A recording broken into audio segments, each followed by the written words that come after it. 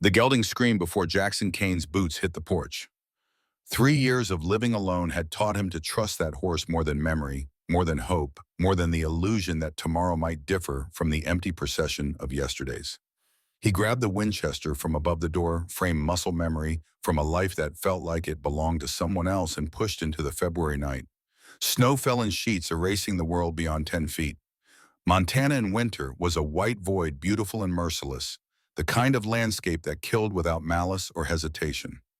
Jackson's lantern carved a weak sphere of yellow light as he crossed the yard, his breath visible in ragged clouds. The barn door hung open, swinging in the wind, Russ screaming against iron hinges he'd been meaning to oil since Sarah died. Sarah. The name still caught in his throat like a fishhook. 3 years, 2 months, 16 days since fever had stolen her in that bed inside the cabin, since he'd lowered her into frozen ground beneath the pine tree where they'd carved their initials 20 years prior. The preacher had said grief grew lighter with time, that wounds scabbed over and eventually faded to scars you could carry without bleeding. The preacher had been wrong. Jackson shoved the barn door wider, lantern raised, rifle ready. His mare stood in her stall, ears pinned back, nostrils flared, staring at something in the shadows near the hay bales where he stored winter feed. Not a mountain lion, she'd be rearing and kicking. Not a bear, wrong time of year. Something else, something that didn't belong. The lantern light found them huddled against the far wall like refugees from a disaster he couldn't name. 5 children pressed together for warmth, their eyes reflecting gold in the lamplight, feral and frightened. And slumped against the hay, barely breathing, a woman with blood dried on the side of her face and one boot missing. Jackson's throat tightened. The oldest child rose slowly, a girl of maybe 12 with dark hair escaping a braid, thin shoulders squared despite trembling limbs.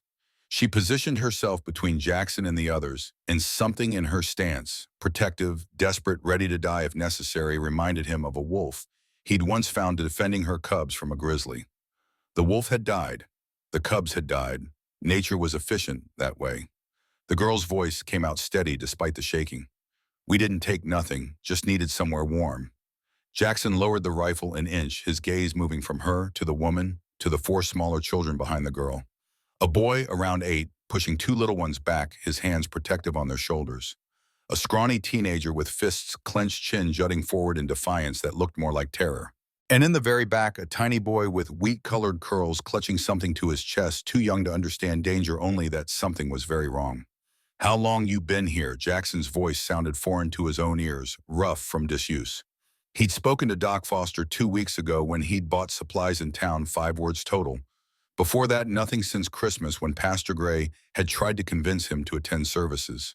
He'd declined. The girl's jaw tightened. Since before dark. Jackson knelt beside the woman, setting the lantern down, keeping the rifle within reach. Up close, he could see her dress was torn at the hem, soaked through with melted snow. Her skin burned with fever beneath his palm when he touched her forehead, heat radiating through layers of grime and exhaustion. Blood matted her hair on one side, the wound shallow but ugly. Bruises ringed her wrists in the shape of fingers, purple and yellow, at least a week old. She needs to be inside. Jackson stood slowly, keeping his movements deliberate. She'll die out here before morning. We ain't going nowhere with you. The girl's composure cracked for half a second, fear flashing across her young face before the mask slammed back into place. We don't know you. The 80-year-old boy whispered something, tugging at the girl's sleeve. She shook him off hard, eyes never leaving Jackson. Ben shut it. Jackson had seen that look before in men who'd been beaten down by life until trust became a luxury they couldn't afford, a risk they wouldn't take. Sarah used to volunteer at the orphan asylum in Billings before they'd moved to the ranch, and she'd come home with stories about children who'd been hurt so badly they'd forgotten how to accept kindness. He'd never understood it then. Now, standing in his barn with terrified children and a dying woman, he understood perfectly. Name's Jackson Kane. This is my land, my barn, my house, about 50 yards that way. There's a fire going and coffee on the stove. I got blankets and bread and a pot of stew that's been simmering since noon. He paused, choosing his next words carefully. I also buried my wife 3 winters back and haven't had a soul to share a meal with since. So you can stay here and freeze, or you can let me help. Either way, I ain't calling no sheriff, and I ain't asking for nothing in return. The barn fell silent except for wind rattling loose boards overhead. The woman's breathing was shallow, ragged, each exhale a whisper of mortality. The smallest child let out a thin whimper, not quite a cry, just an exhausted sound that seemed to drain what little strength the cold hadn't already stolen. The girl's shoulders dropped half an inch. Fine, but I'm watching you. I'd expect nothing less. Jackson gathered the woman into his arms. She weighed almost nothing, just bones and fever wrapped in wet cotton, and headed toward the cabin.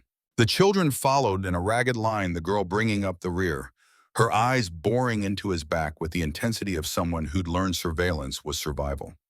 The cabin wasn't much, 2 rooms separated by a doorway with no door, a stone fireplace Sarah had insisted on when they'd built the place a kitchen that hadn't been properly cleaned since her funeral. But it was warm, and right now warm was the difference between living and dying. Jackson laid the woman on his bed, the same bed where Sarah had taken her last breath, where he'd held her hand and watched the light leave her eyes and felt something inside himself shatter so completely he wasn't sure all the pieces still existed. Something tightened in his chest, old grief mixing with new purpose, but he pushed it down. There'd be time for that later. Always time for grief. It waited patient as winter. He turned to the girl who stood in the doorway like a soldier at her post. You. Get those wet clothes off the little ones. There's blankets in the chest by the fire. She hesitated, calculation flickering across her young face. What if now, girl? They're shaking like leaves. She moved. The other children watched Jackson with eyes too old for their faces as he examined the woman's wounds. The gash along her hairline wasn't deep but needed cleaning. The bruises on her wrists told a story he didn't want to twin. Her feet bare except for one sock were rubbed raw blisters on top of blisters, the kind of damage that came from walking miles without proper shoes. What's her name? The boy who'd whispered earlier spoke up, his voice cautious. Emma. Emma Reed. She's our ma. Jackson glanced at him at the slight hesitation before ma, the way the other children's eyes cut to the fierce girl for permission. All of you, the boy's gaze shifted. She takes care of us. That's what matters. Jackson understood. Blood didn't make a family any more than a ring made a marriage. It was the staying that counted, the choosing to show up day after day when walking away would be easier. Sarah used to say that. He went to the kitchen and ladled stew into bowls, 5 of them, then a 6th for himself that he set aside. When he brought the food to the children, they stared at it like they'd forgotten what a full meal looked like the concept of abundance had been beaten out of them by miles and fear and empty bellies. Eat slow. Your stomachs ain't used to much. The smallest one, the boy with weak curls and eyes, the color of cornflowers, reached for the bowl with both hands. The 8-year-old helped him hold it steady, careful not to spill a drop. Thank you, mister. Jackson. The boy blinked. Thank you, Jackson. The fierce girl didn't eat. She sat apart from the others, back straight, watching the bedroom door, where Emma lay unconscious, and Jackson saw in her face what he'd been feeling for 3 years, the weight of being responsible for someone you couldn't save, the terror of watching them slip away despite everything you tried. She'll wake, Jackson kept his voice low. The girl's eyes snapped to him. You don't know that. No, but I've seen worse pull through. She studied him. This man who'd emerged from a blizzard with a rifle and a lantern, and a grief so palpable, it felt like a 6th person in the room. You're not lying. It wasn't a question, but he answered anyway. I don't have the energy for lies anymore. Something shifted in her expression, not trust exactly, but maybe acknowledgement that they shared something. Exhaustion, desperation, the bone-deep weariness of people who'd run out of options and found themselves in a stranger's barn, begging for mercy. The man who did this. Jackson chose his words carefully. He following you. The girl's face went blank, practiced neutrality that came from years of hiding. What makes you think a man did it? Bruises on her wrists are shaped like fingers. Gash on her head came from something swung, not something fallen against. Jackson held her gaze. And you didn't ask if I meant a man. You asked what made me think it. Silence stretched between them, broken only by the fire crackling and the smallest boy slurping his stew. Finally, the girl spoke, her voice flat and hard as winter ground. His name's Victor Cross. He's Emma's brother-in-law. Was sheriff back in Ridgeway, might still be. We've been running 3 weeks. Hard to know what's true anymore. Jackson absorbed this. A sheriff meant law, meant authority, meant men with badges who asked questions and didn't like answers that didn't fit their narrative. Sarah had always said the worst wolves wore sheep's clothing, that sometimes the people with the most power were the ones who abused it most. He got a claim on her. Says she owes his family money. Says she stole from them after Daniel died. The girl's voice hardened. Daniel was Emma's husband, Victor's brother, died in a mining accident 2 years back. Jackson waited. There was more, he could feel it hovering in the space between them. Except it wasn't no accident. The girl leaned forward, firelight casting shadows across her young face. Daniel found out Victor was skimming from the miner's wages, was going to report him. Week later, the tunnel collapsed. 32 men went in that morning. 14 came out. Cold settled in Jackson's gut that had nothing to do with winter. And Emma knows this. Emma's the one who figured it out. Found the real ledgers hidden in Victor's office, matched them against what the mine company reported. That's why Victor wants her back. The girl's eyes glittered. Dead wives don't testify. Outside, the wind howled like something wounded. Inside, 4 children ate stew with the single-minded focus of the starving, unaware that the 2 adults were discussing murder and corruption and the lengths desperate men would go to protect their secrets. The smallest boy's head began to nod his spoon, slipping from tiny fingers. The 8-year-old caught it before it fell, setting it gently in the empty bowl. She won't die here. Jackson's voice came out harder than intended. Whatever happens next, she doesn't die in my house. The girl looked at him with eyes that had seen too much known, too much carried too much. Why do you care? You don't know us. Jackson thought about Sarah, about the empty years since her death, about how he'd stopped speaking to neighbors and attending church, and caring about anything beyond the basic mechanics of survival. He thought about the grave under the pine tree and the promises he'd made, standing over it, promises about living, about honoring her memory by remaining part of the world instead of retreating into himself. No, but I know what it's like to lose everything and have nowhere to go. He stood moving toward the bedroom. And I know my wife would have taken you in without a second thought. Reckon that's reason enough. Before the girl could respond, a sound came from the bedroom. A cough, weak but unmistakable. Emma was waking.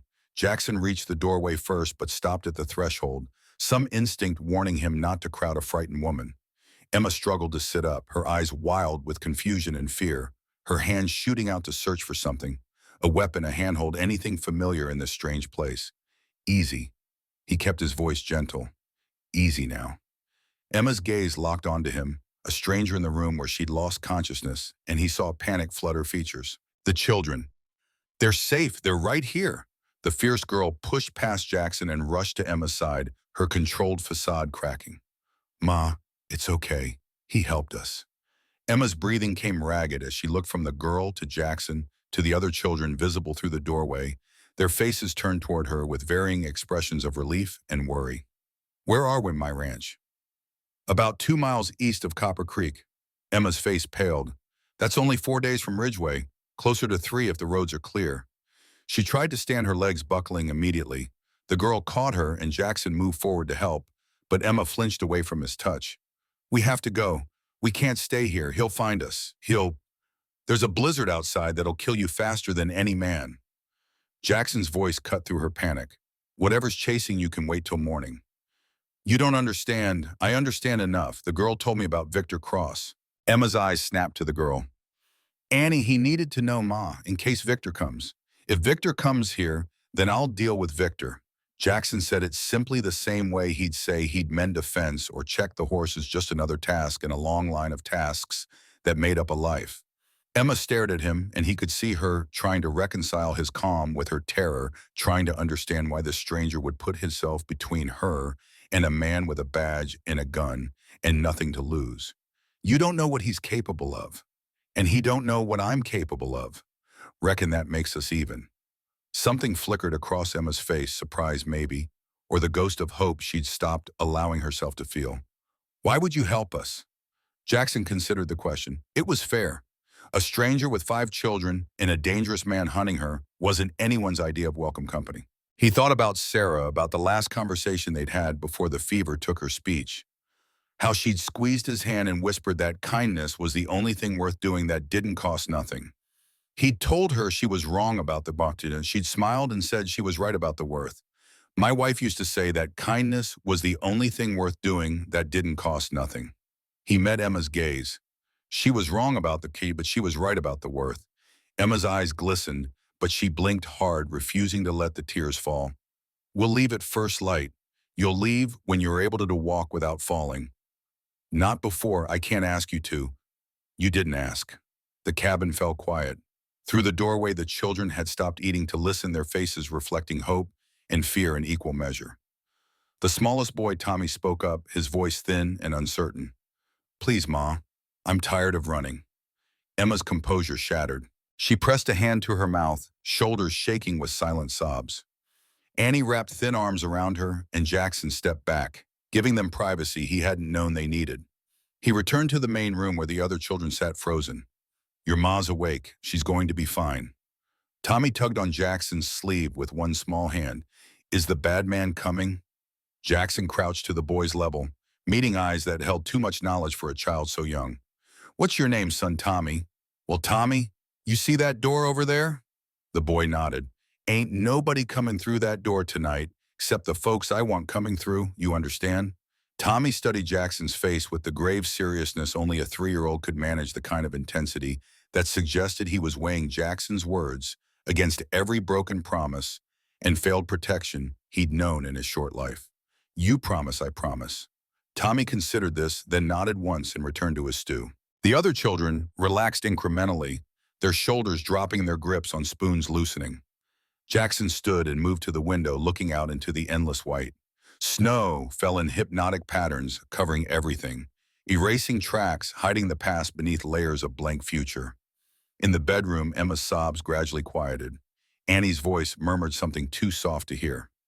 The fire crackled its slow rhythm, and Jackson felt the weight of 6 lives pressing against the walls of his small cabin, filling the empty spaces Sarah's death had carved out. For 3 years, he'd lived in silence, speaking only when necessity demanded, existing in the hollow shell of a life that had once held meaning. Now suddenly his home echoed with children's breathing and a woman's grief and the promise he'd made to a frightened boy. The walls felt smaller, the air felt warmer, and somewhere deep in his chest, something that had been frozen for a very long time began cautiously to thaw. The night wore on. Emma slept again, real sleep this time, her fever breaking sometime around midnight. The children made beds on the floor near the fire, wrapped in quilts that still smelled faintly of lavender and dust. Sarah's quilts washed and folded, but unused since her death. Annie helped the younger ones settle her movements, efficient and tender. A girl forced to become a mother before she'd finished being a child. Jackson sat by the window, rifle across his knees, watching the storm rage against the glass. He wasn't keeping watch for Victor Cross, not exactly. The blizzard was too thick for travel, and even a desperate man would wait for dawn. But sitting here felt right. Somehow felt like purpose, felt like the first meaningful action he'd taken since lowering Sarah into frozen ground. Annie appeared beside him sometime after midnight, moving quietly like someone who'd learned to never announce her presence. You don't have to keep watch. Storm's too thick for anyone to travel. Probably right. Then why? Jackson was silent for a moment, organizing thoughts he hadn't spoken aloud in years. 3 years ago, I watched my wife die in that bed. Fever took her in 3 days. I sat right here in this chair, and I couldn't do nothing but watch. Annie didn't speak, just stood there in the dark listening. After she passed, I stopped keeping watch. Jackson's voice roughened. Stopped caring if someone came through that door in the night. Stopped caring about much of anything, if I'm honest. He turned to look at her. Tonight I got 5 children and a woman who need protecting. For the first time in 3 years, I got something worth staying awake for. Annie absorbed this, her young face serious in the firelight.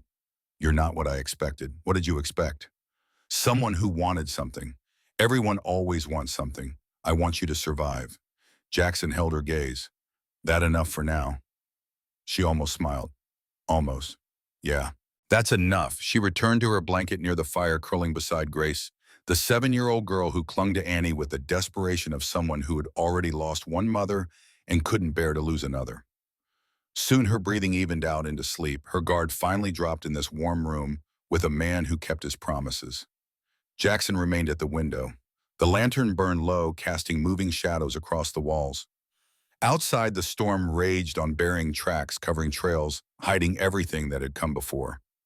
Come morning, the world would be white and new blank as an empty page. But Jackson knew better than to trust a clean slate.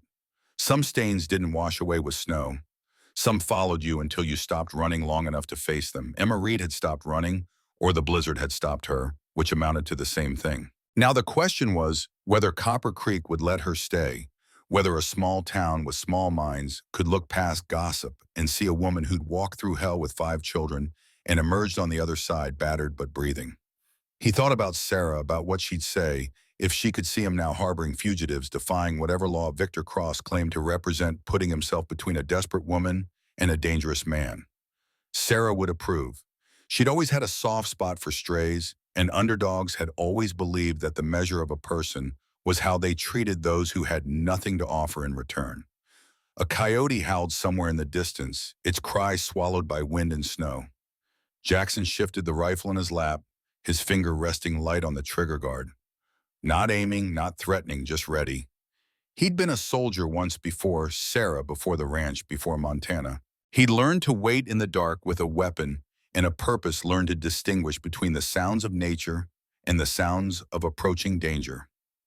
Tonight there was only the storm. Tomorrow, he suspected, would bring something else entirely. But tonight in this cabin, 6 souls found shelter from the cold. And for now, for this single breath of time, carved out from the endless procession of empty days, that was enough. Dawn came gray and bitter light, seeping through the windows, like something reluctant. Jackson woke in the chair by the window. His neck stiff, the rifle still warm in his lap from his body heat. He hadn't meant to sleep, but exhaustion had claimed him, sometime around 3, when the wind finally died and the snow stopped falling. The world outside lay buried under 2 feet of fresh powder, pristine and silent, the kind of silence that rang in your ears. Emma stood at the stove, one hand braced against the counter for balance, stirring something in a pot. She'd changed into dry clothes, one of Sarah's dresses, the green one with tiny white flowers, and her hair hung loose around her shoulders, damp from washing. The bruise on her temple stood out stark against pale skin, purple and yellow like a sunset gone wrong. You should be resting. Jackson set the rifle aside and stood, joints cracking. Emma didn't turn around. Been resting all night. Figured I owed you breakfast at least. You don't owe me nothing. She did turn then, and Jackson saw her eyes were clear despite exhaustion carving lines around her mouth. Maybe not, but I'm cooking anyway. Keeps my hands busy, Jackson understood. After Sarah died, he'd rebuilt the entire south fence in a week, working until his hands bled and his back screamed because movement was easier than stillness, and exhaustion was easier than thought. He moved to the sink and splashed cold water on his face, the shock of it clearing the fog from his brain. The children still slept in a tangle of limbs and blankets near the dying fire. Tommy had his thumb in his mouth, curled against Ben's chest. Grace sprawled across Annie's legs, one arm flung wide. Marcus, the teenage boy, slept separate from the others, his back to the wall, even in sleep, maintaining distance. How long they been with you? Jackson kept his voice low. Emma's stirring slowed. Different times. Ben and Grace are mine by blood. Their father, my husband Daniel, he died 2 years ago. Tommy came to us 6 months before that. His mother died in childbirth at a way station. She begged me with her last breath to keep him safe. And the others, Annie, we found at a rail depot in Kansas. Her parents died of cholera, no other family willing to take her in. She was 10 years old, stealing bread because she hadn't eaten in 4 days. Emma's voice roughened.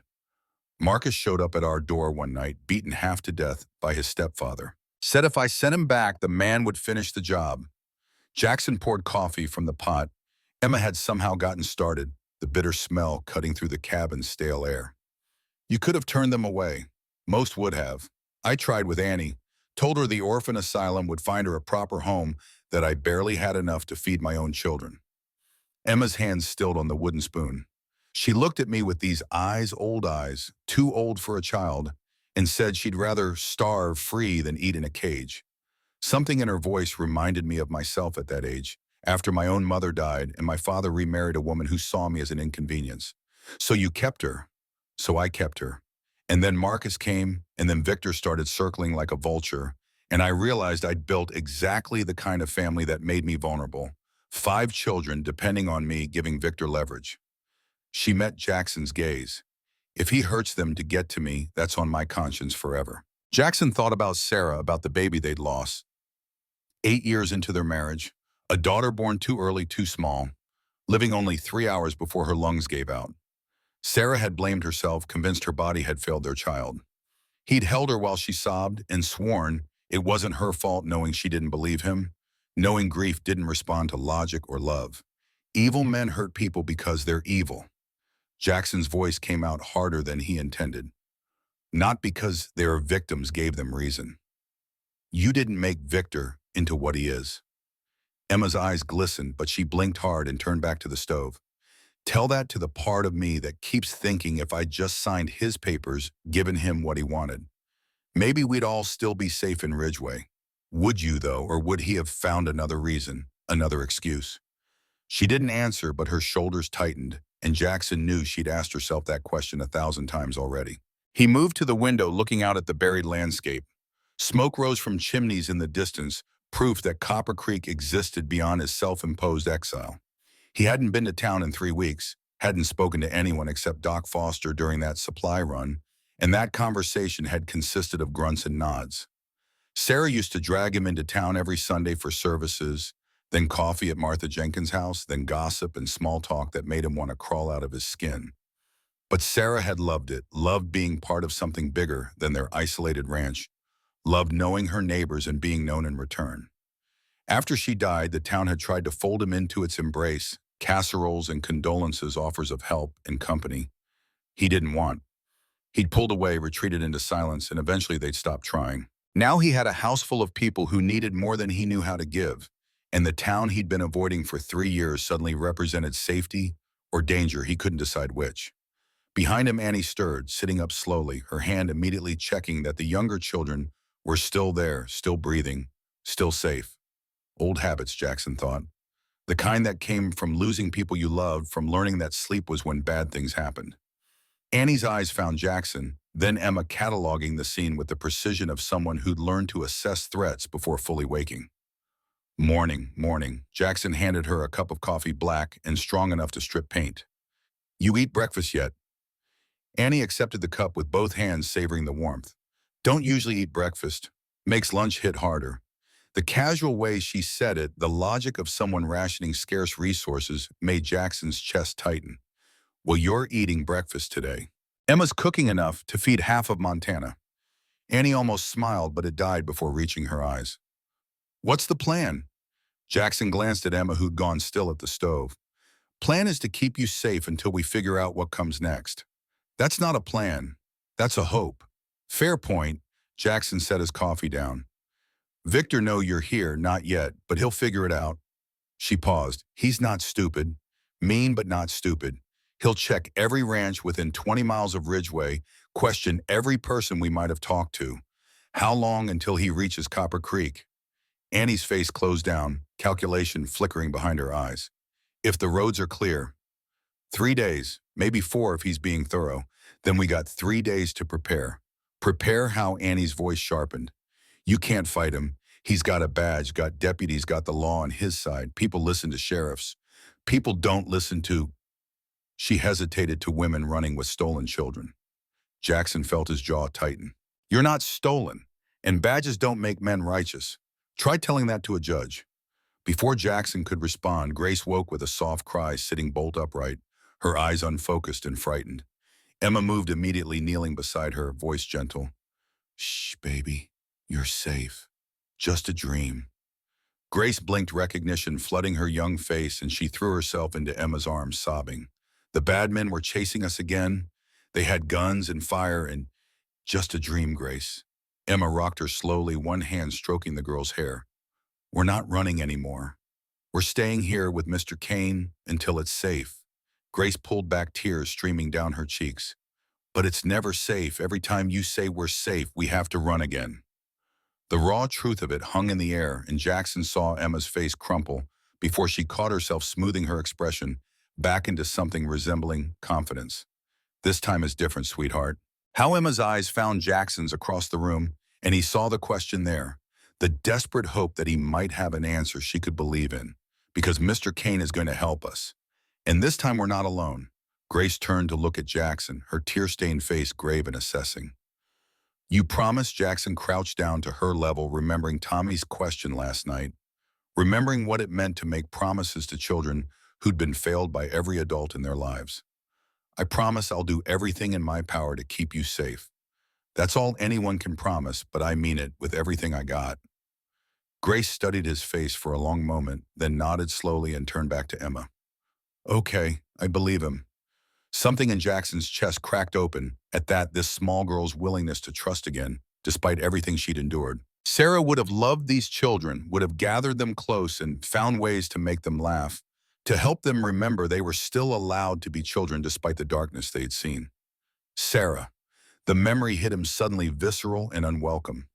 3 years ago, February, like now, snow falling in sheets while he held her hand and watched her die.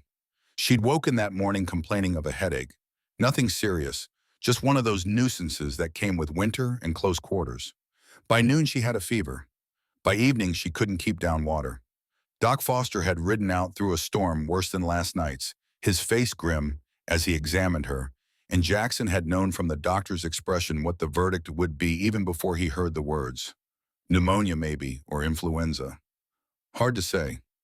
Sometimes the sickness came on fast like this, burning through a body before medicine could take hold. Foster had done what he could: cold compress his broth when she could stomach it, prayers when medicine failed. Sarah had fought for 3 days. Jackson had sat exactly where he'd sat last night, watching her fade by increments, helpless rage building in his chest, because he could break horses and mend fences and survive Montana winters, but he couldn't save the one person who mattered. On the third night, she'd woken lucid for the first time in days. Her hand had found his, weak but insistent. Jackson, I'm here. His throat had been too tight for more words. Don't let this make you hard. Her voice barely a whisper. Don't let losing me turn you into stone. He'd promised, knowing even then it was a promise he'd break. After she died, after he'd buried her under that pine tree and carved her name into wood, he'd pulled away from everyone and everything, building walls that kept grief in and life out. Until last night, when 5 children and a desperate woman had stumbled into his barn and reminded him that walls kept out pain, but also purpose, also meaning, also every reason a person had for drawing breath. Jackson. Emma's voice pulled him back to the present. She stood close now, Grace on her hip, concern etched across her features. You all right? Just remembering. Jackson straightened, shaking off the past. Your husband, Daniel. What was he like? Emma's expression softened and hardened simultaneously. Love and loss braiding together. He was good. Too good for Victor, that's certain. They were brothers, but you'd never know it to look at them. Daniel believed in fairness and honest work, in treating miners like men instead of machinery. And Victor believed in profit. Emma shifted Grace to her other hip. He'd been running the mine for 5 years when Daniel joined on as foreman. Daniel thought he could be a good influence, help Victor see the workers as human. Instead, Daniel saw how Victor operated, skimming wages, falsifying safety reports, pushing men into dangerous situations to meet quotas. Jackson poured more coffee, his hands steady despite the anger building in his gut. When did Daniel figure it out? 6 months before the collapse. Emma's voice went flat, the way people's voices went when they recounted trauma so often it lost emotional texture. He found the real ledgers, the ones Victor kept hidden, cross-referenced them with what the mining company received. The numbers didn't match. Daniel confronted Victor privately, told him he had 1 week to confess or Daniel would go to the territorial authorities. Jackson could see where this was going.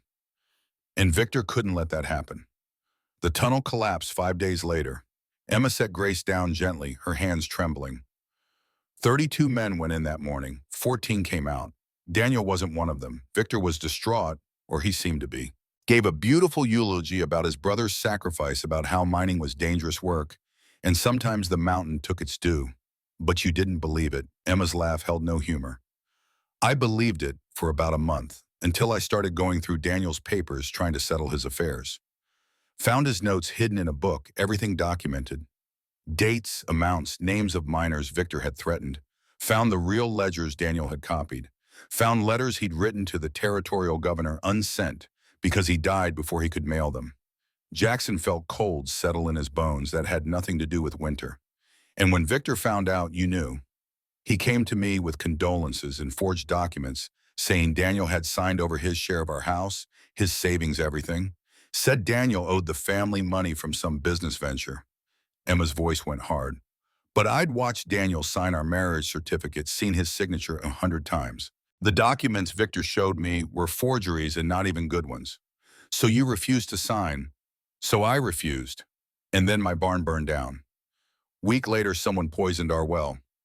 Week after that, Victor showed up with social workers, said I was an unfit mother, that I was mentally unstable, that the children needed to be placed in his custody for their own safety. Jesus. Jackson set his cup down too hard, coffee sloshing over the rim. I ran that night, packed what we could carry, took the children, and ran. Emma's eyes met his. We've been running ever since. Kansas, Nebraska, Wyoming, now Montana. Every time I think we've gotten far enough, Victor appears. He's got connections. Money, that badge that makes people believe him instead of me. Annie spoke up from across the room, her voice tight. He's obsessed, not just with covering up what he did, with owning Emma, controlling her, proving he won. Jackson looked between them, in understanding dawning. This wasn't just about silencing a witness. This was about power, about a man who couldn't tolerate defiance, who saw Emma's refusal as a personal insult that needed punishing. The cabin door rattled suddenly, a sharp knock that made everyone jump. Annie moved instantly, positioning herself between the door and the younger children. Emma's face went white. Jackson grabbed the rifle and approached slowly, thumb on the hammer. Through the window, he could see two figures on horseback, familiar shapes despite the years. He lowered the rifle and opened the door. Pastor Nathan Gray stood on the porch, his breath misting in cold air, Doc Foster beside him with medical bags slung over his shoulder. Jackson, Nathan said, removing his hat. Been meaning to come by. Heard you had company. Word travels fast. Doc Foster gestured toward the barn. Martha Jenkins came into town yesterday saying she saw children's clothes hanging on your fence. Caused quite a stir at the general store. Jackson glanced back at the cabin, at Emma frozen by the stove, at Annie's protective stance, at the children watching with fearful eyes. Reckon it would. Nathan's gaze moved past Jackson, taking in the scene with the practiced assessment of someone who'd been tending a flock for 30 years. Mind if we come in colder than a well-digger's backside out here? Jackson considered his options. Sending them away would only fuel gossip. Better to face this head-on, control the narrative before it controlled them. Wipe your feet. Inside, Emma had gathered the children behind her like a mother bear with cubs. Annie stood slightly apart, chin lifted in that defiant way Jackson recognized. Pastor Gray stopped just inside the door, his expression carefully neutral. Ma'am, I'm Pastor Nathan Gray from Copper Creek Community Church. This here's Dr. Samuel Foster. Emma nodded but didn't speak, every muscle in her body radiating tension. Doc Foster set his bags down slowly, movements deliberate and unthreatening. Heard there might be some folks here needing medical attention. Thought I'd offer my services. We're fine. Emma's voice came out harder than necessary. Grace piped up from behind her mother's skirt, her child's honesty cutting through adult pretense. Mama had a fever and her head was bleeding. Mr. Kane fixed it. Emma's face flushed, but Doc Foster just smiled gently. Mind if I take a look anyway, ma'am? Just to be sure nothing is festering. Infections got a way of sneaking up on folks. Emma hesitated, her eyes finding Jackson's across the room. He gave a slight nod. She exhaled slowly. Fine, but the children stay with me. Wouldn't have it any other way. While the doctor examined Emma's wounds with gentle efficiency, Pastor Gray settled into a chair near the fire, accepting the coffee Jackson offered. The town's talking, Nathan said quietly. Town's always talking. They're saying you've taken up with a stranger, a woman traveling with 5 children who don't all look related to each other or to her. Nathan paused. They're saying you've lost your mind with grief. Jackson sat across from him, his jaw tight. And what are you saying? Nathan was quiet for a moment, studying Jackson's face with the intensity of someone who'd known him for years, who'd performed his wedding and presided over Sarah's funeral and watched him disappear into himself in the aftermath. I'm saying that in the 3 years since Sarah passed, I've watched you bury yourself while still breathing. Stopped coming to church. Stopped coming to town unless you had no choice. I've buried a lot of men in my time, Jackson, but watching you bury yourself alive, that was harder than most funerals. I didn't ask for your concern. No, you didn't ask for much of anything. That was the problem. Nathan leaned forward. Now I come out here expecting to find some sordid situation. Maybe a woman taking advantage of your loneliness, and instead I find children playing in your yard and real life happening in this cabin for the first time in 3 years. Jackson said nothing, but something in his chest tightened. I'm not here to judge, Nathan continued. I'm here to understand, and maybe to warn you. Warn me about what? There's been a man in town. Arrived 2 days ago. Big fellow badge on his chest asking questions about a woman traveling with children. Nathan's expression grew serious. Says she's wanted for theft and abandonment of family obligations. Says he's got legal papers to take her into custody. Across the room, Emma had gone rigid. Doc Foster paused in his examination, looking between them. He gave a name. Jackson kept his voice level. Shaw. Victor Shaw. Claims to be sheriff of Ridgeway County. Nathan's eyes moved to Emma. Says the woman he's looking for is named Emma Reed.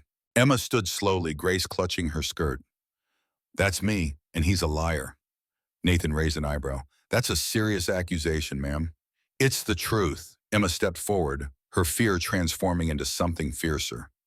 Victor Shaw killed his own brother, my husband, because Daniel was going to expose him for stealing from minors. He forged documents to steal everything Daniel built. And when I wouldn't sign over what little we had left, he burned my barn and poisoned my well. You have proof of these accusations. Emma's hands clenched into fists. I have Daniel's letters detailing what Victor was doing. I have his real signature to compare against Victor's forgeries. I have the names of 3 minors who saw Victor enter that tunnel the day it collapsed. She paused. What I don't have is a badge or connections or money to make people listen. The cabin fell silent. Doc Foster had stopped any pretense of examining Emma's wounds, his full attention on the conversation. Annie watched from her position near the children, her young face older than it should be. Pastor Gray studied Emma for a long moment, then turned to Jackson. You believe her? I do. Why? Because a woman who walks through a blizzard with 5 children doesn't do it for money or revenge. Jackson held his old friend's gaze. She does it for survival, and survival don't need to lie. Nathan absorbed this, his expression unreadable. After what felt like an hour but was probably 30 seconds, he nodded slowly. Victor Shaw is staying at Martha Jenkins' boarding house. He's been showing your photograph around, ma'am, offering a reward for information. Emma's face went white as ash. Then we have to leave. Tonight, before in this weather, Doc Foster interjected. Ma'am, another storm's coming in by nightfall. You wouldn't make it 5 miles before the children froze. Then what do you suggest? Emma's voice cracked. Wait here for him to find us. Let him take the children. Let him. I'm suggesting, Nathan said carefully, that running hasn't worked so far. Maybe it's time to try something different. Like what? Stand and fight a man with a badge and a gun and the law on his side. The law isn't on his side if what you say is true. Nathan stood, moving toward her. It's only on his side because no one's challenged it yet. He paused. I'm asking you to trust us, Mrs. Reed. Trust this town. Emma stared at him like he'd suggested she trust a rabid dog. You don't know what you're asking. I'm asking you to trust that most people, when they see a mother protecting her children from a dangerous man, will choose to do what's right. Nathan's voice softened. I've spent 20 years shepherding these folks. They gossip, they judge, but when it matters, when someone truly needs them, most of them find a way to be decent. Most isn't all. No, but most is enough. Emma looked at her children huddled together near the fire. Grace's face showed fear. Ben's showed confusion. Tommy was too young to understand fully, but old enough to sense danger. Marcus stood with his fists clenched, ready to fight or flee. And Annie's face held skepticism, worn smooth by experience, the look of someone who'd been promised safety before and found only betrayal. What would trusting you look like? Emma finally asked. Nathan exchanged a glance with Doc Foster. There's a church social this Sunday. The whole town attends. It would be a chance for folks to meet you properly, see you and the children as people instead of rumors. You want me to walk into a room full of strangers who've been hearing lies about me. I want to give you a chance to tell your truth before Victor controls the narrative. Nathan's voice grew earnest. He can flash his badge and spin his stories, but he can't control what people see with their own eyes. Give them something to see, Mrs. Reed, Emma turned to Jackson, her expression raw and uncertain. What do you think? He'd been quiet through the exchange, letting the conversation unfold, but now all eyes were on him, and he had to choose encourage her to run again, to keep fleeing until they ran out of places to hide, or convince her to stand and face the fire. I think Pastor Gray is right about one thing. Jackson's voice came out rougher than intended. Running hasn't worked. You've been running for weeks, and Victor's still 2 days behind you. Another few weeks, and he'll be 1 day behind, then hours, then right behind you, with nowhere left to go. So you think I should stay and fight? I think you should stay and stand. There's a difference. He moved closer, lowering his voice. Fighting is what Victor wants. He's got the guns and the badge and the muscle to win a fight. But standing, making people see you know you care about you, that's something he can't beat with bullets. Emma's eyes searched his face. And if it doesn't work, if the town sides with him, then we'll figure something else out. But at least we'll have tried. Emma repeated the words slowly. You keep saying that. I know what I said. Something passed between them, an understanding that went deeper than words, a recognition that they were both people who'd lost everything and found themselves somehow improbably in each other's orbit. Jackson saw the moment Emma made her decision, saw her spine straighten and her jaw set. She turned back to Pastor Gray. Sunday. We'll be there. Nathan's face relaxed into something like relief. I'll prepare the congregation. Doc, you'll vouch for what you've seen here today? Foster nodded, a mother with 5 children recovering from injury under the protection of a good man. I'll vouch for that and more. Then we have 3 days to get ready.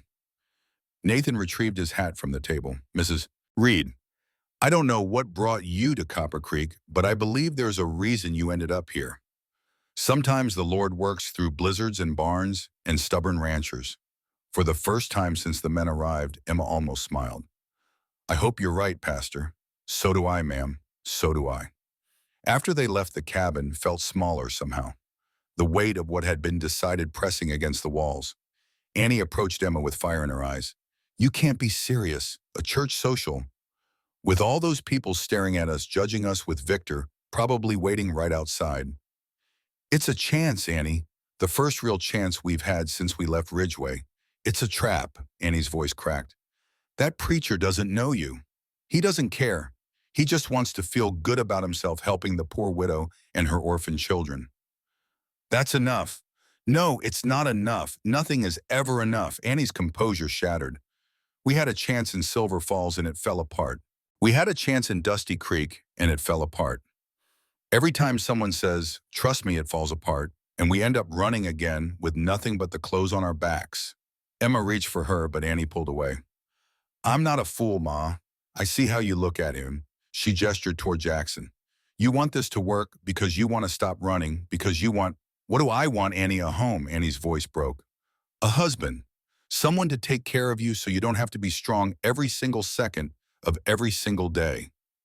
Emma's face crumpled. For a moment, she looked as young and vulnerable as any of the children. Is that so wrong? She whispered. Is it so wrong to want to rest? Annie's anger faltered. No, it's not wrong. It's just, I don't want to see you hurt again. I don't want to see any of us hurt again. Emma gathered Annie into her arms, holding tight even as the girl resisted, then slowly, incrementally relaxed into the embrace. I know, sweetheart. I know. But we can't live our whole lives afraid. At some point, we have to take a chance on something, on someone. And you think he's worth the chance? Elijah. Emma pulled back, holding Annie at arm's length. I think he's the first man in a very long time who's asked for nothing and given everything. I think he's carrying his own grief, and instead of letting it make him hard, he's let it make him kind. She paused. That's rare, Annie, and rare things are worth protecting. Annie wiped her eyes with the back of her hand. I still don't trust the pastor. You don't have to. You just have to trust me. A long moment passed. Then Annie nodded once. Okay, Ma, Sunday. But if things go wrong, we run. Together. Like always. Promise, promise. The door opened, bringing a gust of cold air. Jackson stepped inside, stamping snow from his boots. He took in the scene, Emma and Annie standing close, the other children watching with wide eyes, and said nothing, simply moving to the fire to warm his hands. That night, after the children were asleep and the cabin had settled into quiet, Emma found Jackson on the porch, wrapped in his heavy coat, watching stars emerge through breaks in the clouds. Mind if I join you? He shifted to make room on the bench, and she settled beside him close enough that their shoulders almost touched. You didn't have to do that today. Stand by me. Vouch for me. You barely know me. I know enough. She turned to look at him, her breath misting in cold air. What if you're wrong? What if I'm exactly what Victor says I am? I'm not wrong. Emma shook her head, something between exasperation and wonder in her expression. It can't be that simple. Why not? Because nothing in my life has ever been that simple. There's always a catch, always a price, always something waiting to fall apart. Jackson was quiet for a moment, then reached into his coat pocket and pulled out a worn leather pouch. He opened it carefully, revealing a lock of hair tied with faded ribbon. Sarah, he cut this for me the week before she passed. Said she wanted me to have something to hold on to when she was gone. Emma's throat tightened. For 3 years, I've been holding on to that hair like it was all I had left of her. Jackson's voice roughened. Like letting go of it meant letting go of everything we were together. But lately I've been thinking maybe that's not what she would have wanted. What do you mean she was practical, my Sarah? Stubborn as a mole and twice as opinionated. If she could see me now alone, bitter talking to her grave every Sunday like she could hear me, she'd knock me upside the head and tell me to stop being a fool. Emma almost smiled. She sounds remarkable. She was. Jackson turned to face her fully. And she would have liked you. Would have loved you for how you protect those children, how you give them the last of your food and the warmest spot by the fire. Emma's eyes filled with tears she refused to let fall. I'm scared. I've been scared for so long. I've forgotten what it feels like to be anything else. I know. And Sunday walking into that church facing all those people, I don't know if I can do it. You won't be doing it alone. She looked at him, really looked, taking in the lines of his face, the silver at his temples, the steadiness in his gaze that hadn't wavered once. Why? Why are you doing all this? Because when I found you in that barn half dead, holding on to those children like they were all that mattered, I saw something I recognized. Jackson's voice dropped. I saw someone who'd lost everything and was still fighting. And for the first time since Sarah died, I felt like maybe there was something worth fighting for again. You don't owe me anything. I know. Jackson took her hand in his rough palm warm against her cold fingers. But I choose this. I choose you. All of you. For as long as you'll let me. Emma stared at their joined hands, watching her own fingers tremble. I don't know if I can love anyone again. Daniel losing him nearly destroyed me. I don't know if there's enough left of me to give. I'm not asking for everything. I'm just asking you to let me stand beside you. The rest can come whenever it comes, or never. That's up to you. She looked up at him, this quiet man who'd opened his door to strangers and asked nothing in return. Okay, she whispered. Okay, I'll let you stand beside me. And maybe she squeezed his hand. Maybe I'll see what else I can find to offer along the way. That's enough for me. They sat together in the cold hands intertwined, watching the stars wheel overhead. In 3 days, they would face the town. In 3 days, everything could fall apart or finally come together. But tonight, there was only this two wounded souls finding shelter in each other and the faint flickering hope that maybe, just maybe, they had finally stopped running. Inside, Annie stood at the window watching them. She saw their joined hands, the way Emma's head tilted toward Jackson's shoulder, the stillness that had settled over them like a blessing. For the first time in months, she didn't feel the overwhelming urge to run. She felt something else instead, something fragile and unfamiliar, that she was almost afraid to name. She felt like maybe they'd found a place to belong. The next morning, Jackson woke to find a dead rabbit on his porch. Its throat had been cut clean, the wound precise and professional. Beneath its body lay a folded paper, the ink barely dried, despite the cold. Last warning. Jackson picked up the note, his jaw tightening as he read it. Victor Cross had found them. The clock was ticking now, 3 days compressed into hours, and the storm gathering on the horizon had nothing to do with weather and everything to do with a man who believed his badge made him God. Jackson burned the note in the stove without showing Emma. Some threats didn't need words to be understood. Victor was coming, and when he arrived, someone's world would end. Jackson just had to make sure it wasn't theirs. Sunday morning arrived with a sky the color of old bone and cold that cut through wool like paper. Emma stood before the small mirror in Jackson's bedroom, her fingers trembling as she fastened the buttons of the blue dress he'd given her, another of Sarah's altered to fit her narrower frame. The woman staring back looked like a stranger, clean and pressed and terrified in equal measure. Grace appeared in the doorway, her hair brushed smooth for the first time in weeks, wearing a dress Martha Jenkins had sent over yesterday with a note that read simply, "For the girl, no judgment, no conditions, just fabric and thread in an act of kindness from a woman Emma had never met." "Are we really going to church?" Grace's voice was small and certain. "We are, sweetheart." "Will there be other children there?" "I expect so." Grace's face brightened, then clouded. "What if they don't like us?" Emma knelt down, taking her daughter's small hands. "Then we'll know they're not worth worrying about. But I think you might be surprised. Most children are curious, not cruel. That's not what Annie says. Annie's had harder experiences than most. But that doesn't mean everyone is unkind." Emma kissed Grace's forehead, tasting fear and hope in equal measure on her own lips. "Now go tell the others it's time to leave." Grace scampered off, her footsteps light on the wooden floor, and Emma turned back to the mirror. Her hands were still shaking. 3 days since Pastor Gray's visit, 3 days of preparation that felt like 3 years, and now the moment had arrived, and she wanted nothing more than to run to grab the children and disappear into the wilderness, where Victor's reach couldn't find them. "You look beautiful." She spun to find Jackson in the doorway, dressed in his Sunday best, a dark coat that had seen better days, but was brushed clean, a white shirt buttoned to the collar. He held his hat in his hands, turning it slowly by the brim, and something in his eyes made her breath catch. "I look terrified." "Those ain't mutually exclusive," despite everything she almost smiled. "Is the wagon ready?" "Been ready since dawn. Children are loaded up and wrapped in every blanket we own." He stepped closer, his voice dropping. "You don't have to do this. We can turn around right now. Tell Pastor Gray we changed our minds.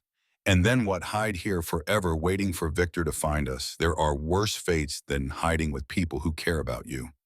Emma reached out and touched his face, her palm against his weathered cheek. "You've given me so much already. A roof, safety, hope. I won't repay that by turning you into a fugitive.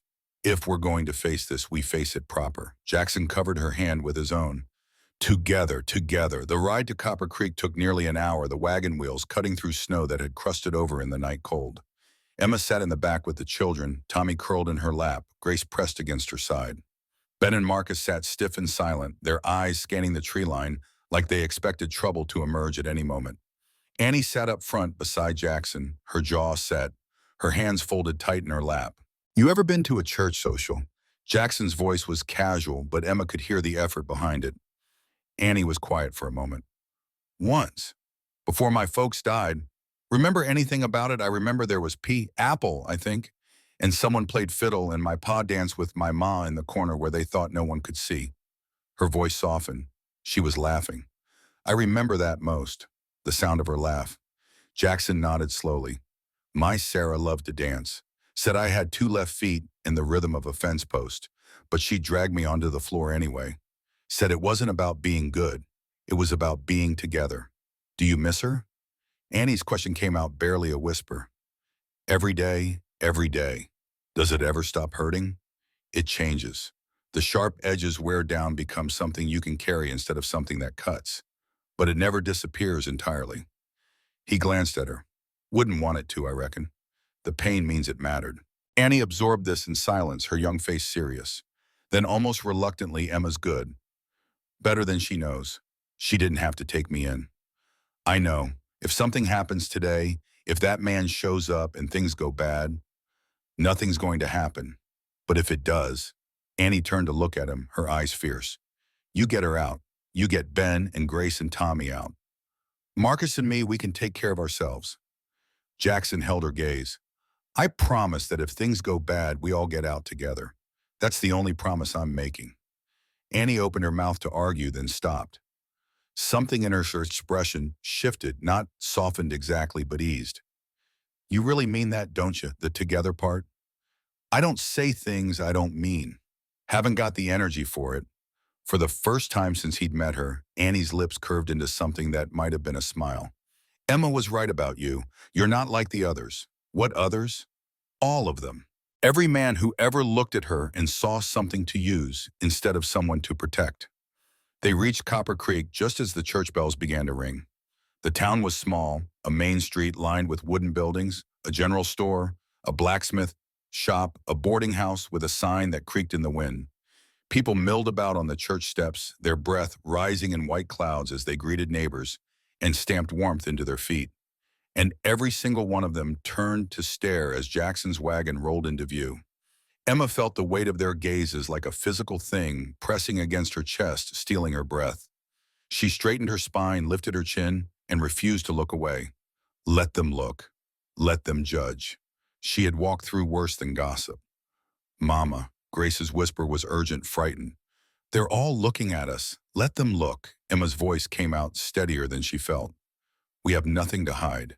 Jackson pulled the wagon to a stop near the church steps and climbed down, circling around to help Emma descend. His hands were steady as she took them, his grip firm and reassuring. The children followed Ben, helping Tommy Annie, keeping a protective arm around Grace Marcus, bringing up the rear with his fists clenched at his sides. Pastor Gray appeared at the church entrance, his face creased with something that might have been concern or relief or both. Mrs. Reed, I'm glad you came. You gave me little choice, Pastor. I gave you an opportunity. What you do with it is entirely up to you. He turned to the gathered crowd, raising his voice. Friends, I'd like you to meet Emma Reed and her children. They're guests at Cane Ranch, and I expect you'll treat them with the same Christian charity you'd show any stranger in need. The crowd murmured, a low rumble of voices that Emma couldn't quite parse. She caught fragments, vagrant scandal, shame, but also other words, softer ones. Poor things, so many children, look how thin they are. A woman pushed forward from the crowd, silver hair pinned beneath a severe bonnet, eyes sharp as broken glass. She stopped directly in front of Emma and looked her up and down with an assessment that felt like judgment and curiosity braided together. You're the one everyone's been talking about. The woman's voice was flat, unreadable. Emma met her gaze without flinching. I expect I am. They say you were running from the law. They say you stole from family. They say a lot of things. Most of them aren't true. The woman's eyes narrowed. And what is true, Mrs. Reed? Emma felt the crowd pressing in, felt their judgment wrapping around her like a shroud. She could lie, could deflect, could play the meek widow, and hope their pity outweighed their suspicion. But she was tired of pretending, tired of shrinking herself small to fit other people's expectations. What's true is that my husband was murdered by his own brother. Emma's voice came out clear and strong, despite her racing heart. What's true is that same brother forged documents to steal everything my husband worked for. What's true is that when I refused to let him take what little we had left, he made my life so dangerous I had no choice but to run. The crowd went silent, the kind of silence that felt like held breath.